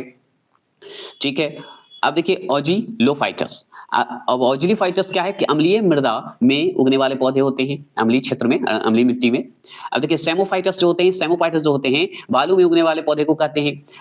लिथोफाइटस जो होते हैं चट्टानों पर उगने वाले पौधे होते हैं। ये सब पढ़ चुके हैं आप। आगे पढ़ते हैं एरिमोफाइटस। ये रेगिस्तान व स्टेपिस में उगने वाले पौधे होते हैं, रेगिस्तानी क्षेत्र में भी उगने वाले पौधे होते हैं। अब ये जो सवाल आप देख रहे हैं जिसके बोलते हैं स्क्लेरोफाइटस। स्क्लेरोफाइटस जो होते हैं कास्टिक झाड़ीदार पौधे होते हैं, कास्टिक झाड़ीदार पौधे होते हैं। ठीक है, तो ये हो गया क्लियर, कोई दिक्कत नहीं ना। आगे चलिए, अब चलते हैं वनस्पति विज्ञान से संबंधित प्रमुख तथ्य पढ़ते हैं। चलिए आप देखिए, जो भी इसमें जितना भी क्वेश्चन आज तक बायोलॉजी का है ना, सारा होगा। हो सकता है पार्ट 1 पार्ट 2 कर दें, क्योंकि हो सकता है लंबा वीडियो चला जाए इसलिए, लेकिन हम कोशिश करेंगे एक ही बार, जो जितना देर का हो। जैसे कि सबसे छोटा विषाणु कौन सा है, विषाणु मतलब वायरस की बात हो रही है, तो सबसे छोटा विषाणु अगर पूछे तो मुख और खुरपाक बोला जाता है। विषाणु होते हैं जो कि 20 एनएम के होते हैं। कितने होते हैं? 20 एनएम के। अगर पूछे सबसे बड़ा विषाणु मतलब वायरस कौन सा होता है, टीएमवी होता है, जिसे 300 एनएम का होता है, जिसे हम पॉक्स विषाणु भी कहते हैं, है ना। अब देखिए सुपर परजीवी की बात करते हैं, तो ये भी वायरस से ही संबंधित है। सुपर परजीवी में याद रखिएगा सेटेलाइट टोकोबैको मैंने बोल दिया। तो सुपर परजीवी में अगर पूछे तो एक वायरस ही होता है सेटेलाइट टोकोबैको नेक्रोसिस वायरस बोला जाता है, सुपर परजीवी है ये। ठीक है, आगे चलते हैं। सबसे छोटा जीवाणु मतलब बैक्टीरिया की बात करते हैं, तो छोटा जीवाणु जो होता है डायलिस्टर होते हैं। सबसे बड़ा जीवाणु मतलब सबसे बड़ा बैक्टीरिया कौन सा होता है, तो ये पढ़ना पड़ेगा आपको ध्यान से। क्या, तो इसे पढ़ेंगे वैगियाटोआ मिराविलिस बोलते हैं किसको, सबसे बड़ा जीवाणु को। सबसे छोटी शैवाल कौन है, तो वो है क्लेमाइडोमोनास है, जिसे हरी शैवाल भी कहा जाता है। तो सबसे छोटी शैवाल अगर पूछे तो क्लेमाई अलग कर दीजिए, ईडो अलग कर दीजिए, मोनास अलग कर दीजिए। ठीक है, तो हो जाता है क्लेमाइडोमोनास। ये जो है सबसे छोटी शैवाल होती है, जिसे हरी शैवाल भी बोला जाता है। सबसे बड़ी शैवाल अगर आपसे पूछे तो आप बताइएगा भूरी शैवाल को। अब भूरी शैवाल को क्या कहते हैं, मैक्रेस सिस्ट कहते हैं। तो मैक्रेस सिस्ट जो है कौन है, तो ये जो है आपका सबसे बड़ा शैवाल है, जिसे भूरी शैवाल भी कहते हैं। आपसे पूछेगा सर्वाधिक विषालु कवक कौन सा है, तो आप बता सकते हैं, तो हाँ बताएंगे एमिनिटा। क्या बोलते हैं, एमिनिटा फेलोइटस बोलते हैं। सुनते जाइएगा सिर्फ, आपको और कुछ नहीं करना है। सर्वाधिक विषालु कवक जो है एमिनिटा फेलोइटस बोलिएगा, है ना। हडंग में मैं तोड़ के बोल रहा हूँ। आगे है कि सबसे छोटी कवक कौन सी है और सबसे बड़ी कवक कौन सी है, तो सबसे छोटी कवक को कहते हैं ईस्ट, जिसे एक और नाम से जानते हैं सैकेरोमाइसिस बोलते हैं। तो सैकेरोमाइसिस जो होता है वो ईस्ट का ही नाम होता है, और ये क्या होता है, सबसे छोटी कवक होती है। अगर सबसे बड़ी कवक की बात करें तो बुंड फंगस बोला जाता है, जिसे हम गैनोडर्मा बोलते हैं, जो कि सबसे बड़ी कवक होती है। ये आपसे अगर पूछेगा तो गलती नहीं होनी चाहिए। आप पढ़ते हैं सबसे छोटा ब्रायोफाइटस पढ़ते हैं और सबसे बड़ा ब्रायोफाइटस पढ़ते हैं। तो सबसे बड़ा जो है, सबसे आगे छोटा पढ़ते हैं तो बड़ा पढ़ेंगे। सबसे छोटा ब्रायोफाइटस क्या होता है, उसे पढ़ते हैं जुपिसिस। क्या पढ़ते हैं, जुपिसिस पढ़ते हैं। सबसे बड़ा ब्रायोफाइटस पढ़ते हैं तो उसे पढ़ते हैं डाउसोनिया। क्या पढ़ते हैं, डाउसोनिया पढ़ा जाता है। तो सबसे बड़ा ब्रायोफाइटस डाउसोनिया होगा, और सबसे छोटा ब्रायोफाइटस जुपसिस होंगे, जुपसिस बोलिएगा। आगे बात करते हैं सबसे बड़ा जो है क्या होता है, टेरियोफाइटा। तो सबसे बड़ा टेरियोफाइटा डायरेक्ट पूछ रहा है आपसे, तो इसे बोलेंगे साइएथिया बोलते हैं। सबसे छोटा अनावृत बीज कौन सा है, तो वो है जेमिया पिग्मिया है। सबसे बड़ा अनावृत बीज कौन सा है, तो वो है सिकोया गाइगेंटिया है। तो बड़ा अगर पूछे तो सिकोया बोल दीजिएगा, अगर छोटा पूछे अनावृत बीज तो आप बताइएगा जेमिया। अनावृत बीज ही बोलते हैं या बीज बोलिए, कोई दिक्कत नहीं है। अनावृत बीज को हम जेमियोस्पर्म में भी बोलते हैं, आप अच्छे से जानते हैं। एंजियोस्पर्म किसको बोलते हैं, आवृत बीज को, ये याद रखिएगा क्योंकि ऊपर हम पढ़ा चुके हैं। लीजिए आ चुका है सबसे छोटा आवृत बीज और सबसे बड़ा आवृत बीज। तो सबसे छोटा आवृत बीज को कहते हैं वुल्फिया, है ना, वुल्फिया। अगर सबसे बड़ा आवृत बीज को बोलेंगे तो सबसे छोटा आवृत बीज वुल्फिया। सबसे बड़ा आवृत बीज, ये सब सवाल पूछ चुका है। और सबसे बड़ा आवृत बीज तो यूकेलिप्टस रेगनेंस, है ना, रेगनेंस। अब चलते हैं सबसे छोटा पुष्प, ये एकदम पूछता ही है, सबसे छोटा पुष्प कौन सा है, तो वुल्फिया। आप जानते हैं वुल्फिया, पूरा नाम सुन लीजिए, वुल्फिया माइक्रोस्पर्मिया, जो कि आप आवृत बीज से ही संबंधित है, इसलिए स्पर्मिया लग गया। सबसे बड़ा अगर पुष्प पूछते था तो इसमें क्या होगा, रेफ्लेसिया बोलिएगा। तो सबसे बड़ा पुष्प में रेफ्लेसिया लगा दीजिएगा। पूरा नाम अगर पूछते तो रेफ्लेसिया आर्ने आर्नो आर्नो लड़ी बोल दीजिए, याद रखिएगा। तो आपसे पूछेगा कि सबसे छोटा पुष्प कौन सा है, तो वुल्फिया माइक्रोस्पर्मिया होता है। सबसे बड़ा पुष्प कौन सा होता है, तो रेफ्लेसिया होता है, आर्नो लड़ी होता है, ऐसे बोल सकते हैं। अब देखिए सबसे बड़ा फल आपसे पूछ रहा है, तो सबसे बड़ा फल आपको याद रखना होगा कि उसका नाम क्या है, लूडो एशिया नाम है। क्या नाम है, लूडो को अलग कर दिए, एशिया को अलग कर दिए, लूडो एशिया है सबसे बड़ा फल। और क्या नाम है, मालडिविका है। क्या है, मालडिविका। तो पूरा नाम अगर आपसे पूछे तो आगे आराम से तोड़िए, लूडो एशिया मालडिविका। तो आपसे पूछे कि सबसे छोटा बीज कौन सा है, तो आर्किड है। अगर सर्वाधिक चौड़ी पत्ती वाली अगर पूछे कि कौन सा है, तो वो है, उसका नाम है रेजिया। अब रेजिया है, पूरा नाम क्या है, विक्टोरिया रेजिया नाम है, जो कि सर्वाधिक चौड़ी पत्ती है। जिसके सर्वाधिक चौड़ी पत्ती है उसे क्या कहते हैं, तो विक्टोरिया रेजिस कहते हैं, ऐसे पूछेगा ना। अब चलिए सबसे छोटा जो है आर्कीगोनियम क्या है, तो वो है अनावृत बीज है। तो अगर सबसे छोटा आर्कीगोनियम अगर पूछे तो अनावृत बीज लगा दीजिएगा। सबसे बड़ा आर्कीगोनियम अगर पूछे कौन सा है, तो मॉस लगा दीजिएगा। ये सब सुनते जाइए, डायरेक्ट क्वेश्चन ये सब पूछता है। शाकीय वृक्ष क्या है, तो शाकीय वृक्ष जो है केला है। जिसे केला को अगर मान लीजिए वैज्ञानिक रूप में अगर पूछ दे तो क्या बताइएगा, मूसा पैराडिस्का बोल दीजिएगा। तो शाकीय वृक्ष कौन सा है, मूसा पैराडिस्का बता दीजिएगा। अब बात करते हैं घासीय वृक्ष की, बात करते हैं तो घासीय वृक्ष कौन सा है, बॉश। बॉश मतलब सॉरी बाश है, बाश मतलब बम्बू है ना, तो बैम्बूसा बोलते हैं। तो बैम्बूसा जो है घासीय वृक्ष है, मतलब बांस जो आप देखते हैं, हम जो देख रहे हैं बम्बू बांस जो देख रहे हैं वो घास में आता है ना, याद रखिएगा। बॉश मैं बोल रहा हूँ, बॉश पास, याद रखिएगा। आगे चलेंगे, सबसे बड़ा एक कोशिकीय पादप कौन सा है, तो उसका नाम है एसिटेबुलरिया नाम है। क्या नाम है, एसिटेबुलरिया नाम है, सबसे बड़ा एक कोशिकीय पादप है। आपसे आगे पूछेगा कि पादप जगत के उभयचर, तो पादप जगत के उभयचर को कहते हैं ब्रायोफाइटा। ठीक है, क्या कहते हैं, ब्रायोफाइटा कहते हैं। अगर आपसे पूछेगा कि प्रथम ट्रेकियोफाइटा जो होते हैं, प्रथम जो ट्रेकियोफाइटा जो होते हैं वो क्या होते हैं, तो टेरिडोफाइटा होता है। तो टेरिडोफाइटा जो होता है वो प्रथम ट्रेकियोफाइटा होता है। ये क्लियर हो गए, आपसे कोई दिक्कत नहीं ना। आपसे और सवाल क्या बनता है वो सुन लीजिए। और सवाल होता है कि वेस्कुलर जो है क्रिप्टोगेम्स, वेस्कुलर क्रिप्टोगेम्स जो होते हैं उसे क्या कहते हैं, तो टेरियोडाफाइटा कहते हैं। क्या कहते हैं, टेरियोडाफाइटा कहते हैं। बैंकिंग फर्न को क्या कहते हैं, एंटम कहते हैं, एंटम बोल दीजिएगा। अगर आपसे पूछे मेडियन हेयर फर्न, देखिए बैंकिंग फर्न को हम कहते हैं एडियंटम कहते हैं, और मेडिकल हेयर फंड को भी हम कहते हैं एडियंटम कहते हैं, दोनों एक ही है। अब लीजिए, अब आ गया मीडियन हेयर ट्री आ गया, फंड तो अलग हो गया, ट्री आ गया, तो मतलब ट्री है तो वो क्या होगा, जिंगो वाइलोबा कहते हैं। क्या बोलेंगे, जिंगो वाइलोबा बोलेंगे।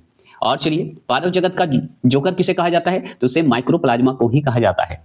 ठीक है ना, पादप जगत का जोकर अगर कहे, कॉमेडी कहे, तो आप बताइएगा माइक्रोप्लाज्मा को।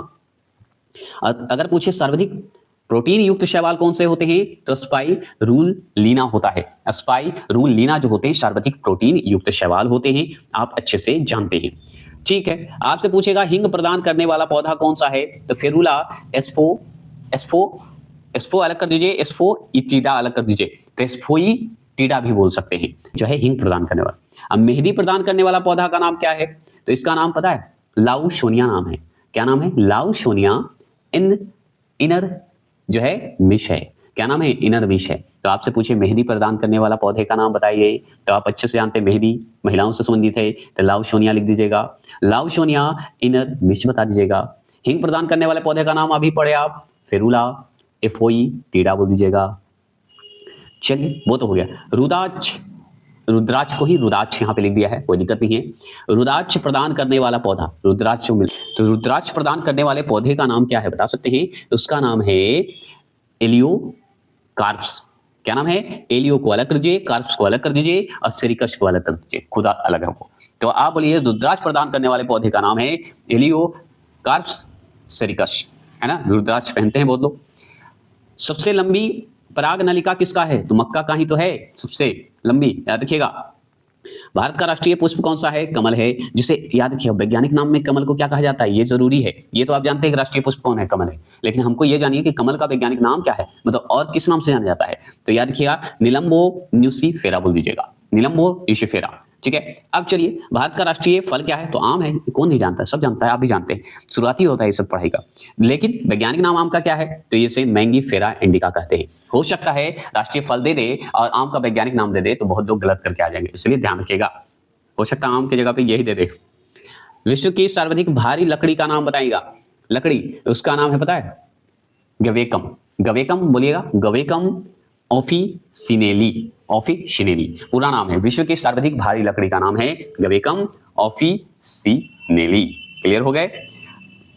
अब चलिए, इसमें सवाल जो है, इससे भी सवाल बहुत बार पूछा है, लेकिन बहुत लोग ध्यान नहीं देते क्योंकि कम क्वेश्चन देके छोड़ देते हैं। एक बीजपत्रीय पौधे का उदाहरण बताइए। तो इसका कुल नाम है, एक तरफ अप्रमुख पौधे, जैसे लिलिएसी। लिलिएसी, लिलिएसी जो है एक पौधा है, एक बीजपत्रीय पौधा है, उसका उदाहरण में लहसुन आता है और प्याज आता है। ये जो लहसुन और प्याज जो है एक बीजपत्रीय पौधे हैं, ऐसे भी पूछ देता है, तो ये ध्यान रखिएगा। उसका कुल नाम अगर पूछे तो लिलिएसी बता दिएगा, है ना। अगर देखिए पलमी बात करें तो पलमी भी एक कुल है, इस पलमी के अंतर्गत, पलमी जो है एक बीजपत्रीय पौधा है। इसके अंदर या इसके जो है, इसके अंदर कौन कौन से आते हैं? तो ये आते हैं सुपारी, जो कि हम खाते हैं, ताड़ खाते हैं, जो आप लोग खाते हैं, हम लोग खाते हैं, नारियल खाते हैं और खजूर खाते हैं। ये सब तो खाने वाली चीज है, लहसुन प्याज भी तो खाने वाली चीज है। तो ये सब जो है आपका एक बीजपत्रीय पौधे हैं जो पलमी के कुल में आते हैं, मतलब कुल खानदान कहिए जो कर सकते हैं आप। चलिए आगे बढ़ते हैं। अब देखिए एक और आता है जिसका नाम है ग्रेमिनेसी। तो ग्रेमिनेसी के अंतर्गत जो है सारे आ जाते हैं, कौन कौन? गेहूं आ जाएगा, मक्का आ जाएगा, बांस आ जाएगा, गन्ना, चावल, ज्वार, बाजरा, जौ और जई। ये सब जो है आपका आ जाता है किसमें?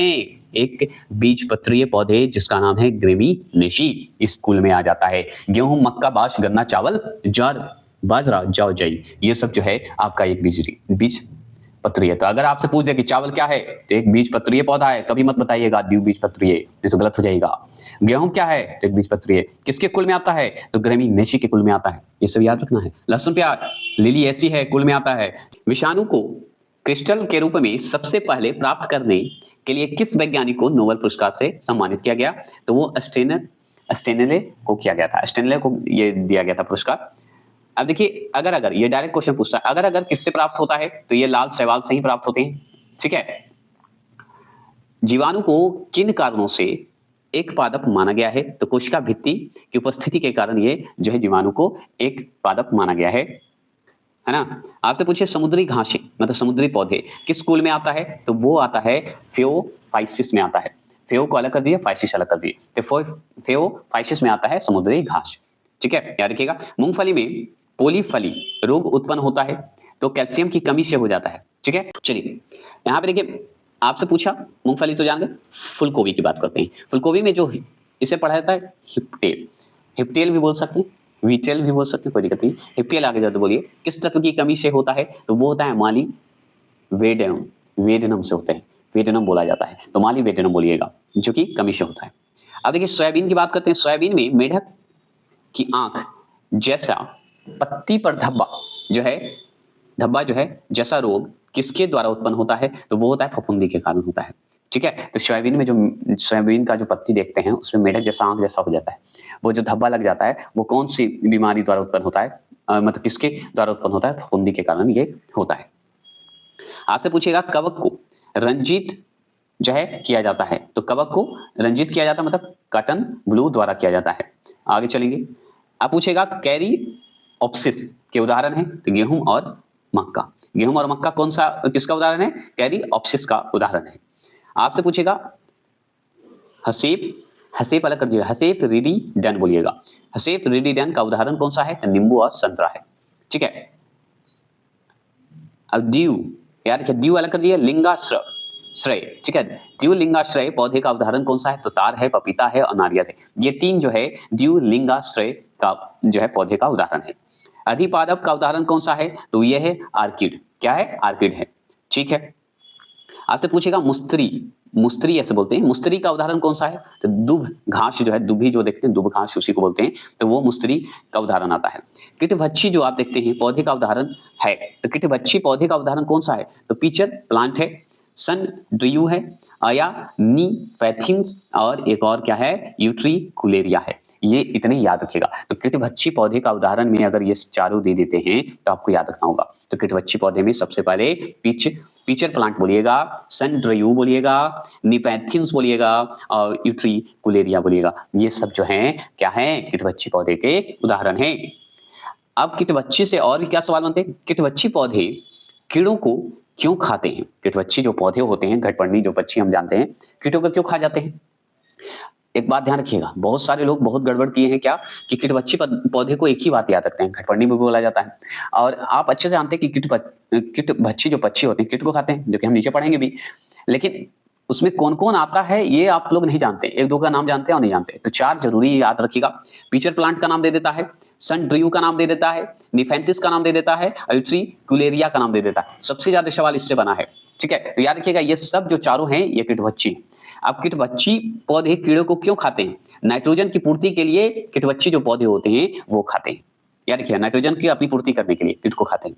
पौधे में कवक जनित रोग है, तो कवक जनित रोग क्या है? तो मूंगफली का टिक्का रोग और गन्ने का लाल विग्नल रोग होता है। तो ये देखिए पौधे में कवक जनित रोग है का कौन? तो मूंगफली में जो टिक्का रोग होता है ना, ये भी कवक जनित ही रोग है। और गन्ने में लाल जो दिखते हैं विग्लन रोग, जिसे विग्लन रोग बोलते हैं, वो सारे जो होते हैं लाल लाल जैसा नहीं दिखते हैं ईख में, वो कवक जनित रोग है। वो सब कवक के कारण ही होता है। अब पौधे में सर्वाधिक रोग जो है किसके द्वारा होता है? तो कवक द्वारा ही होता है पौधा में सबसे ज्यादा, है ना। ठीक है, आगे और सवाल पूछता है कि तंबाकू का मोजेक रोग किसके द्वारा होता है? तो विषाणु के द्वारा। ये जो आप तंबाकू जो लोग खाते हैं या तंबाकू जो होता है, जो मौजविक रोग होते हैं, किसके द्वारा होता है? विषाणु के द्वारा होता है। इसलिए तंबाकू बोला जाता है कि वायरस से मत खाओ। लेकिन लोग समझते नहीं। चलिए आगे चलते हैं। धान में खैरा रोग किसकी कमी से होता है? तो जिंक के कमी से होता है। तो जैसे ही धान में अगर खैरा रोग पूछते किसकी कमी से होता है? तो जिंक की कमी से होता है। आगे पूछेगा तो ब्लास्ट रोग संबंधित है, तो धान से संबंधित है। किससे संबंधित है? धान से। तो ब्लास्ट रोग जो है धान से संबंधित है। ठीक है, अब चलिए थोड़ा सा और पढ़ लेते हैं। यह है पादप आकारकीय, उत्तक, प्रकाश संश्लेषण, हार्मोन एवं परिस्थितिकी से संबंधित जितने सवाल बन सकते हैं वो पढ़ते हैं।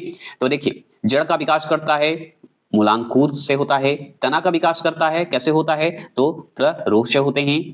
ठीक है, शंकु रूप, देखिए यहाँ पे शंकु रूप जड़ का उदाहरण है कौन सा? गाजर है। शंकु रूप जैसा होता है ना गाजर। तरखु रूप, ठीक है, फुशी फॉर्म बोलते हैं। जड़ का उदाहरण कौन सा है? मूली। फुशी जैसा अगर आपको दिखेगा ना तो मूली है, और शंकुकार जैसा दिखेगा तो वो आपको गाजर है। कुंभी रूप से अगर जो दिखेगा नपी फॉर्म जैसा होता है। जड़ का उदाहरण कौन सा है? तो सलजम, जो कि आपको नीचे पतला जैसा रस्सी जैसा पूछ जैसा जाएगा, बीच में गोल मोटे जैसा, है ना, याद रखिएगा, ऊपर निकल जाता है। चुकंदर भी वही हाल है। तो ये कुंभी रूप से रहेगा तो सलजम और चुकंदर को टिक लगाइएगा। तुर्की रूप से अगर रहेगा तो मूली को टिक लगाइएगा। शंकुकार रूप से रहेगा तो गाजर टिक लगाइएगा। और भी है। अब देखिए स्तंभ मूल होते हैं। स्तंभ मूल जो होते हैं रूट बोलते हैं, रोट बोलते हैं। किसमें पाया जाता है? तो बरगद, गन्ना और मक्का, ये सब जो है स्तंभ मूल है। स्तंभ मतलब खड़े रहते हैं सीधा, है ना। स्तंभ मूल लकड़ी जैसा खा सकते हैं उसको। बरगद को छोड़ के गन्ना मक्का तो खा नहीं सकते। मक्का को, गन्ना तो एकदम पूरा खा जाइए। ठीक है, अब देखिए श्वसन मूल पाई जाती है तो किसमें? तो राइजोफेरा में। तो श्वसन मूल्य जो होते हैं वो किसे कहते हैं या किसमें पाई जाती है? तो राइजोफेरा में पाई जाती है। भूमिगत तना कंद का उदाहरण कौन सा है? तो आलू है। भूमिगत तना कंद है, कंद आता है, तना है, वो आलू आता है। तना नहीं होता कि आलू क्या है? तो तना है।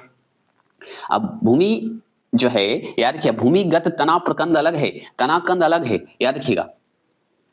ठीक है, तो याद रखिएगा भूमिगत तना प्रकंद का उदाहरण कौन सा है? तो हल्दी है, अरगद है, सॉरी अदरक है, केला है और कमल है। ये सब जो है भूमिगत तना प्रकंद है। मतलब हल्दी भी है, आपका ऊपर के हिस्से में भी उगता है और नीचे के हिस्से में भी उगता है। अदरक भी वही है, थोड़ा सा ऊपर भी है, नीचे भी उगता है। केला तो आपका भाई ऊपर ही होगा। तो ये सब जो है आपका तना प्रकंद है। तना ही है ना, उस कट जाता है, वो पेड़ थोड़ी है केला। ठीक है, अब कमल, ये सब जो है आप देख ही रहे हैं। इसमें बहुत जानकारी अगर डिटेल चले तो बहुत लंबा चला जाएगा। अब हमको पास करवाना है, किसी भी जो भी एग्जाम देने जाना सबको पास होने की आवश्यकता है। ये तो डिटेल तो बड़े बड़े हैं ही। भूमिगत तना शल्ककंद के उदाहरण है प्याज और लहसुन, है ना। याद रखिए शल्ककंद जैसे ही होगा तो प्याज और लहसुन। शल्ककंद मतलब छिलके के साथ, ऐसे याद करें। याद करने के पॉइंट ऑफ व्यू से मैं बोलता हूँ, और कुछ मत दिमाग में लगाइएगा। पुष्प कन्नर जनन अंग कहलाता है। बताइएगा, पुमंग। क्या कहते हैं? पुमंग। अब देखिए पुष्प का मादा जनन अंग कहलाता है, क्या कहलाता है? ज्ञानंग, ज्ञानंग, है ना। तो पुमंग जैसे पू लग जाए तो पुरुष मतलब नर हो गया, अब मादा हो गया तो वो ज्यांग हो गया, ज्यांग हो गया। याद रखिएगा, नर और मादा में अंतर हो गया ना, याद रखिएगा। पुमंग क्या है? पुमंग जो है, ये पुमंग में एक या एक से अधिक पुंकेसर, ठीक है, होते हैं। कितने होते हैं? एक या एक से अधिक पुंकेसर होते हैं पुमंग में। अब देखिए ये जो आप देख रहे हैं पराग कण जो देख रहे हैं, ठीक है, कहाँ पाए जाते हैं? जिसे पोलेन ग्रेन्स बोलते हैं। कहाँ पाए जाते हैं? तो पुंकेसर में। किसमें? पुंकेसर में, पारकोश में पाया जाता है वो भी, ठीक है। पुंकेसर में, पारकोश में के अंदर ही जो है ये पाया जाता है। क्लियर? चलिए देखिए, परागकोश से निकलकर अंडक के वर्तिकाग्र पर परांगन या परांगणों के पहुंचने की क्रिया को कहते हैं परागन, जिसे पॉलिनेशन बोलते हैं। सब सुनते जाइए। अंडक कहाँ पाए जाते हैं? तो जयांक में पाए जाते हैं, जो कि जयांक कहाँ होता है? मादा में होता है, पढ़े हैं, ठीक है। आगे है कि जब एक नर युग्म या युग्मक एक अंड कोशिका के संयोग करता है तो इसे कहते हैं, क्या कहते हैं? निषेचन कहते हैं, फर्टिलाइजेशन कहते हैं, है ना, याद रखिएगा। निषेचित अंड क्या कहलाता है? वो कहलाता है युग्म नज कहलाता है, जिसे जायगोट बोलते हैं। तो निषेचित अंड क्या कहलाता है? तो युग्म नज कहलाता है, जिसे जायगोट बोलते हैं। आगे चलिए, निषेचन, ठीक है, फर्टिलाइजेशन जिसे बोलते हैं, कि खोज सर्वप्रथम किसने किया या की? तो वो किए स्टार वर्गनिके थे, स्टार्स ऐसे बोला जाता है, स्टार्स वर्गनिके थे, ठीक है। सत्य फल उत्पन्न होता है, तो अंडाशय से ही तो सत्य फल उत्पन्न होते हैं, है ना। आगे सवाल है, जिन फलों के निर्माण में बाह दलपुंज या पुष्पासन आदि भाग लेते हैं उन्हें क्या कहते हैं? तो अशक्त फल कहते हैं। क्या कहते हैं? अशक्त फल कहते हैं।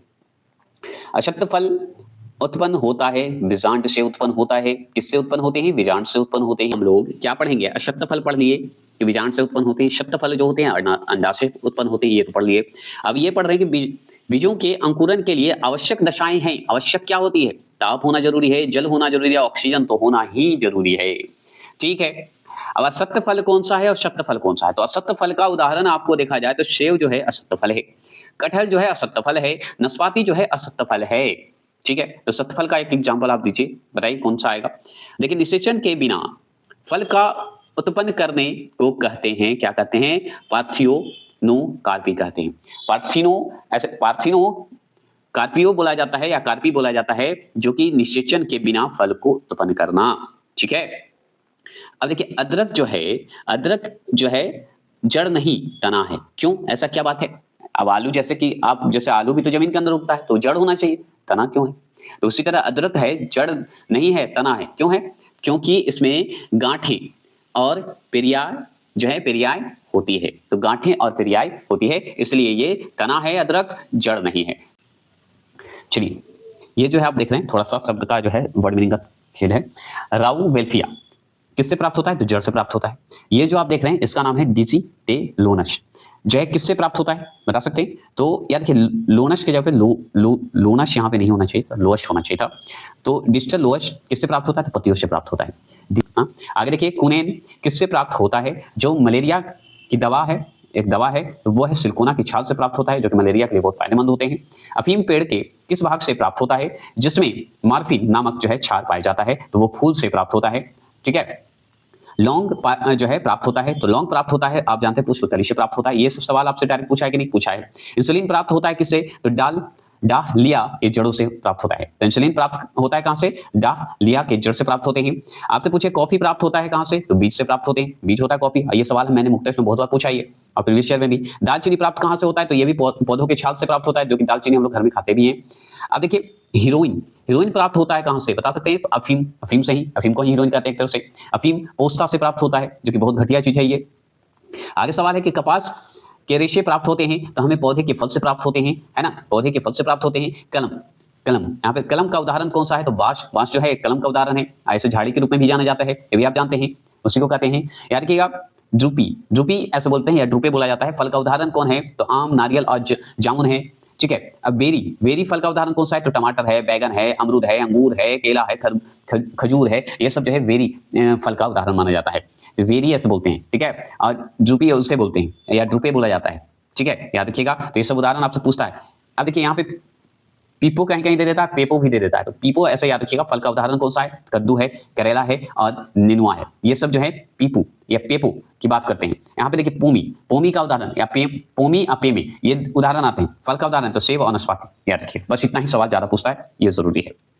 बैगन जो है फल भित्ति या बीजांड से प्राप्त होते हैं, आप जानते हैं। मटर जो है बीजपत्र होता है। मटर जो है, मटर को क्या कहते हैं? बीजपत्र कहते हैं, मतलब बीजपत्र के रूप में आता है। भिंडी वो है समूचा फल होता है। भिंडी आप अच्छे से जानते हैं, भिंडी को पूरा खाते हैं।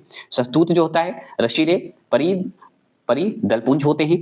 ये सब सुनते जाइए। शरीफा जो होते हैं, शरीफा क्या होते हैं बता सकते हैं? माशल या गुद्देदार पुष्पान जो कि खाने योग्य बता रहा है, ये समझ रहे हैं ना। बैगन जो है कौन सी, बैगन का कौन सा भाग खाएगा? तो फलित खाइएगा। फलित भी या बीजांड खाते हैं, पूरा खाते हैं बैगन। मटर का क्या खाएगा? बीज पत्र खाइएगा। भिंडी क्या खाएगा? समूचा फल खा जाते हैं। ठीक है।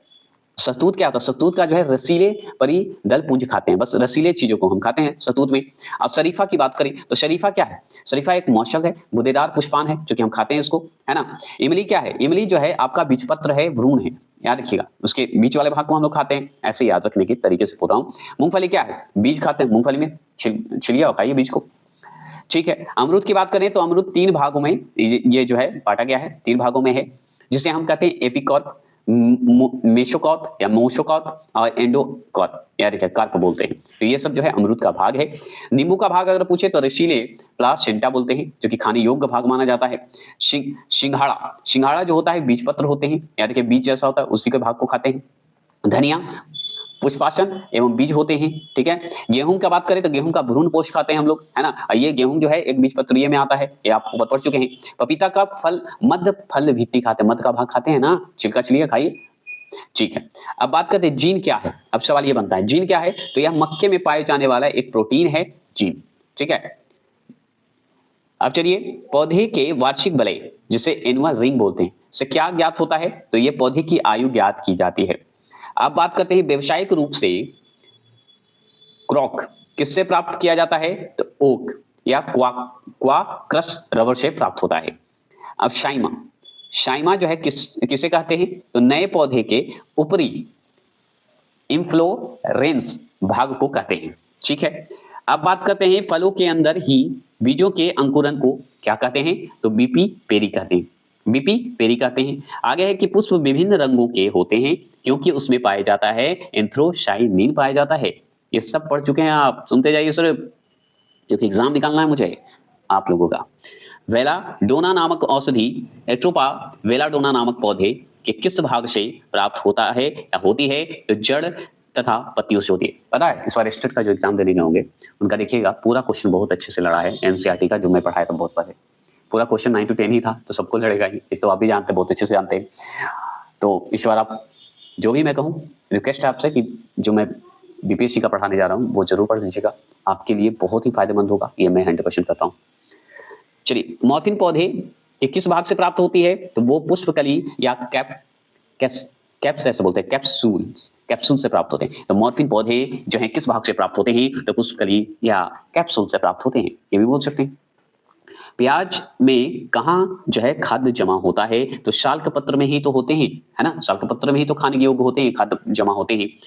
किसी द्विलिंगी फूल में यदि पुमंग एवं चांग जो होते हैं, नर और मादा की बात हो रही है, जो कि हम ऊपर पढ़ चुके हैं, विभिन्न समय पर वयस्क बनाते हैं तो यह प्रक्रिया क्या कहलाती है? तो इसे कहते हैं डिकोगेमी कहा जाता है। क्या कहते हैं? डिकोगेमी कहते हैं। शहतूत की बात करते हैं। शहतूत का फल का उदाहरण कौन सा है बता सकते हैं? तो सोरोसिस का उदाहरण माना जाता है शहतूत। पौधे में खनिज लवण एवं जल का संवहन किसके द्वारा होता है? तो जाइलम के द्वारा होता है, जाइलम के द्वारा ही हो सकता है। आपसे पूछेगा पेड़ पर फल किस हार्मोन्स के कारण पकता है? तो एथिलीन हार्मोन्स के कारण पकता है, ये गैसीय अवस्था में होती है, ये आप भी पढ़ते हैं। प्रकाश संश्लेषण द्वारा निर्मित खाद्य या भोज्य पदार्थ का संवहन किसके द्वारा होता है? तो फ्लोएम के द्वारा होता है, फ्लोएम के द्वारा, फ्लोएम जो बोल सकते हैं आप, फ्लोएम के द्वारा होता है ऐसे। पौधे में जल का ऊपर की ओर चढ़ना कहलाता क्या है? राशोरोहन कहलाता है। देखिए कुछ कुछ वर्ड को हम थोड़ा फन करने के लिए ये वर्ड बोलते हैं, जिससे कि आप कंफ्यूज हो रहे होंगे, लग रहा होगा, लेकिन कंफ्यूज नहीं हो रहे हैं। ऑप्शन आपको मिलेगा तो टिक जरूर लगाएगा, क्योंकि हार के बाद ही जीत होती है, आप अच्छे से जानते हैं। तो ये सब डायलॉग तो सूट नहीं किया होगा, लेकिन बकवास है। चलिए सुन लिए, हंस दीजिए थोड़ा कमेंट बॉक्स में। चलिए फ्लोरोफिल हरत लवक, फ्लोरोफिल हरत लवक, हरित लवक के हरत लवक कर दिया है, में उपस्थित होता है, अतः इसे कहा जाता है पादप कोशिकाओं का रसोई घर कहा जाता है। हरित लवक ही है ये, हरित लवक हो गया है। क्लोरोफिल को क्या कहेगा? पादप कोशिका का रसोई घर है ये, ठीक है। क्लोरोफिल में कौन सा तत्व पाया जाता है? तो मैग्नीशियम ही पाया जाता है। आप जानते हैं प्रकाश संश्लेषण में किसका ऑक्सीकरण होता है? तो जल का ऑक्सीकरण होता है, ये भी जरूर ध्यान रखेंगे। प्रकाश संश्लेषण की क्रिया दिन में होता है, अतः पौधे दिन के समय ऑक्सीजन छोड़ता है, तो वे किस गैस का अवशोषण करता है? तो कार्बन डाइऑक्साइड का अवशोषण करेगा। ये आपसे अच्छा कौन जानता है? चलिए आगे बढ़ते हैं, फास्ट चलते हैं। अब चलिए प्रकाश संश्लेषण में आवश्यक होता है, क्या क्या होता है, ये जरूरी है और इंपॉर्टेंट है, जानने की आवश्यकता है। तो प्रकाश संश्लेषण में अगर आपसे पूछ रहा है ना, तो बताइए क्या क्या होता है? तो प्रकाश संश्लेषण में आवश्यक होता है CO2, H2O और क्लोरोफिल तथा सूर्य का प्रकाश, ये सब होते हैं, आप जानते हैं। अगर आपसे पूछे किस गैस को हरित प्रभाव का गैस भी कहा जाता है, जो पृथ्वी के तापमान में वृद्धि के लिए उत्तरदायी है, तो CO2 है, आप अच्छे से जानते हैं। प्रकाश संश्लेषण में पौधे अपना भोजन किस रूप में संग्रहित करते हैं? तो मंड या स्टार्च के रूप में करते हैं, आपसे अच्छा कौन जानता है? प्रकाश संश्लेषण के द्वारा वातावरण से किस गैस की मात्रा में कमी आती है? तो CO2 की कमी आती है, आप अच्छे से जानते हैं। रात्रि के समय हमें पेड़ के नीचे क्यों नहीं सोना चाहिए? क्योंकि CO2 छोड़ता है, आप अच्छे से जानते हैं, कार्बन डाइऑक्साइड छोड़ता है ना भाई। हाँ, क्लोरोफिल का कार्य है, तो क्लोरोफिल का कार्य क्या है? प्रकाश जो है, प्रकाश का अवशोषण करना ही क्लोरोफिल का कार्य है। आप देखिए क्लोरोफिल पढ़ लिए। हरित लवक जो है, हरित लवक के दो प्रमुख अंग होते हैं, ग्रेना और जो है स्ट्रोमा, जो कि आप ऊपर पढ़े, ठीक है। हरित लवक का दूसरा नाम बताइए, अभी कमेंट बॉक्स में करिए। प्रकाश संश्लेषण की क्रिया सबसे अधिक तथा सबसे कम क्रमशः किन रंगों में होता है? तो लाल एवं बैंगनी रंगों में होता है ना। अब चलिए थोड़ा सा और जान लीजिए फन के साथ। बाष्पोत्सर्जन की क्रिया की दर जो है किस पर निर्भर करती है? स्टोमेटा के खुलने एवं बंद होने पर ही तो करती है निर्भर। आप सिर्फ सुनते जाइए और कुछ मत करिए। एथिलीन क्या है? तो एथिलीन एक पादप हार्मोन है, पौधा हार्मोन है। फलों को कृत्रिम रूप से पकने के लिए किसका प्रयोग होता है या करते हैं हम लोग? तो वो कहते हैं एसिटिलीन गैस का प्रयोग करते हैं फलों को पकाने के लिए, है ना। थोड़े से और फन करूं, चलिए करते हैं। अब मान लीजिए पढ़ने जा रहे हैं हम लोग फलों के पकने से पहले गिरने पर कुछ मामलों में उपज की महत्वपूर्ण जो है हानि होती है। अब मान लीजिए फल पकने से पहले ही गिर गया, तो कुछ तो गड़बड़ है उसमें, है ना। अब गड़बड़ है तो इसे किससे रोका जा सकता है? तो ऑक्सीन के छिड़काव से ही रोक सकते हैं, नहीं तो गिरते रह जाएगा फल, याद रखिएगा। ठीक है, आप तो ऊपर पड़े ऑक्सीन के छिड़काव कीजिए भाई, तभी तो जो पेड़ से गिर रहा है फल वो बच जाएगा, ठीक है। अब ये भी चलिए, सबसे पहले पृथक किया गया पादप हार्मोन्स जिसे ऑक्सीन बोलते हैं था, इसे किससे प्राप्त किया गया था? तो ये किया गया था प्राप्त कौन ऑयल से? कार्न जर्म ऑयल से प्राप्त किया गया है। बस समझ गए, तभी छिड़का होगा ना, इसी से बना है, तभी छिड़का है, तभी रुकेगा। प्रकाश संश्लेषण के दौरान एटीपी के निर्माण की क्रिया क्या कहलाती है? तो फोटोफॉस्फोरिलेशन। दिक्कत नहीं ना, फिर से सुन लीजिए, फोटोफॉस्फोरिलेशन बोलते हैं, याद रखेंगे, तोड़ के मैंने बता दिया। आगे पढ़ते हैं कि रचना एवं कार्य की दृष्टि से विभिन्न जीवों और वातावरण की मिली जुली इकाई को क्या कहते हैं? तो उसे कहते हैं पारिस्थितिक तंत्र कहते हैं, इकोसिस्टम कहते हैं। ये सब डायरेक्ट सवाल पूछता है। पारिस्थितिक तंत्र या परितंत्र शब्द का प्रयोग सर्वप्रथम किसने किया? तो टेंसले ने किए थे, ऐसे टेंसले बोला जाता है। बस, तो क्या पढ़ रहे हैं? पादप एवं कृषि से जुड़े अन्य तत्व के बारे में चलिए जानते हैं, जिसमें आंवला के जो है कैसलाईपन का कारण है। तो कैसलाईपन का कारण क्या है आंवला में? तो यह है टैनिन के कारण हो जाता है। अगर खीरे में कड़वाहट का कारण क्या होता है? तीखा हो जाता है ना खीरा कभी कभी, तो वो कारण है कुकर बिटेशिन के कारण हो जाता है, कुकर बिटेशिन, सुनिएगा। अगर पूछे आलू का हरा रंग होता है, आलू में कभी कभी हरा रंग हो जाता है, देखे होंगे बहुत बार, तो ये किसके कारण होता है? तो ये सुलेनिन बिटेशिन के कारण हो जाता है, आप अच्छे से जानते हैं। और चलिए पढ़ते हैं, सलजम में जो है चरप राहट का कारण क्या होता है? तो ये कैल्शियम ऑक्सलेट के कारण हो जाता है। सलजम में जो है चरपराहट के कारण हो जाता है, चरपराहट एक लग जाता है, धब्बा लग जाता है, तो वो होता है कैल्शियम के जो है ऑक्जेलेट के कमी के कारण हो जाता है। अच्छा ठीक है, चाय में पाए जाने वाला जो है एल्केलाइड है क्या? तो थीन है। वो क्या है? थीन है, आप अच्छे से जानते हैं। और कॉफी में पाए जाने वाला बताइए एल्केलाइड कौन सा है? तो ये कैफीन है, आप अच्छे से जानते हैं। चाय में थीन और कॉफी में कैफीन। ठीक है, अगर आपसे पूछे कि तंबाकू में पाए जाने वाला एल्केलाइड क्या है, तो वो है निकोटीन, है ना, निकोटीन बोलते हैं ना, निकोटीन है। ठीक है, अगर आपसे और क्या पूछेगा, पूछ रहा है कि विश्व वन दिवस कब मनाया जाता है? तो 21 मार्च को मनाया जाता है। कितना सिंपल सवाल। दलहनी पौधे की जड़ों में कौन सा जो है जीवाणु पाया जाता है जो नाइट्रोजन स्थिरीकरण में सहायक होता है? तो वो होता है राइजोबियम होता है। पौधे वायुमंडल से नाइट्रोजन किस रूप में ग्रहण करता है? तो नाइट्रेट के रूप में ग्रहण करता है। आपसे अच्छा कौन जानता है? अगर विश्व में हरित क्रांति के जनक के जो है जनक किसे माना जाता है? तो नॉर्मन ई बोरलॉग जो है माना जाता है।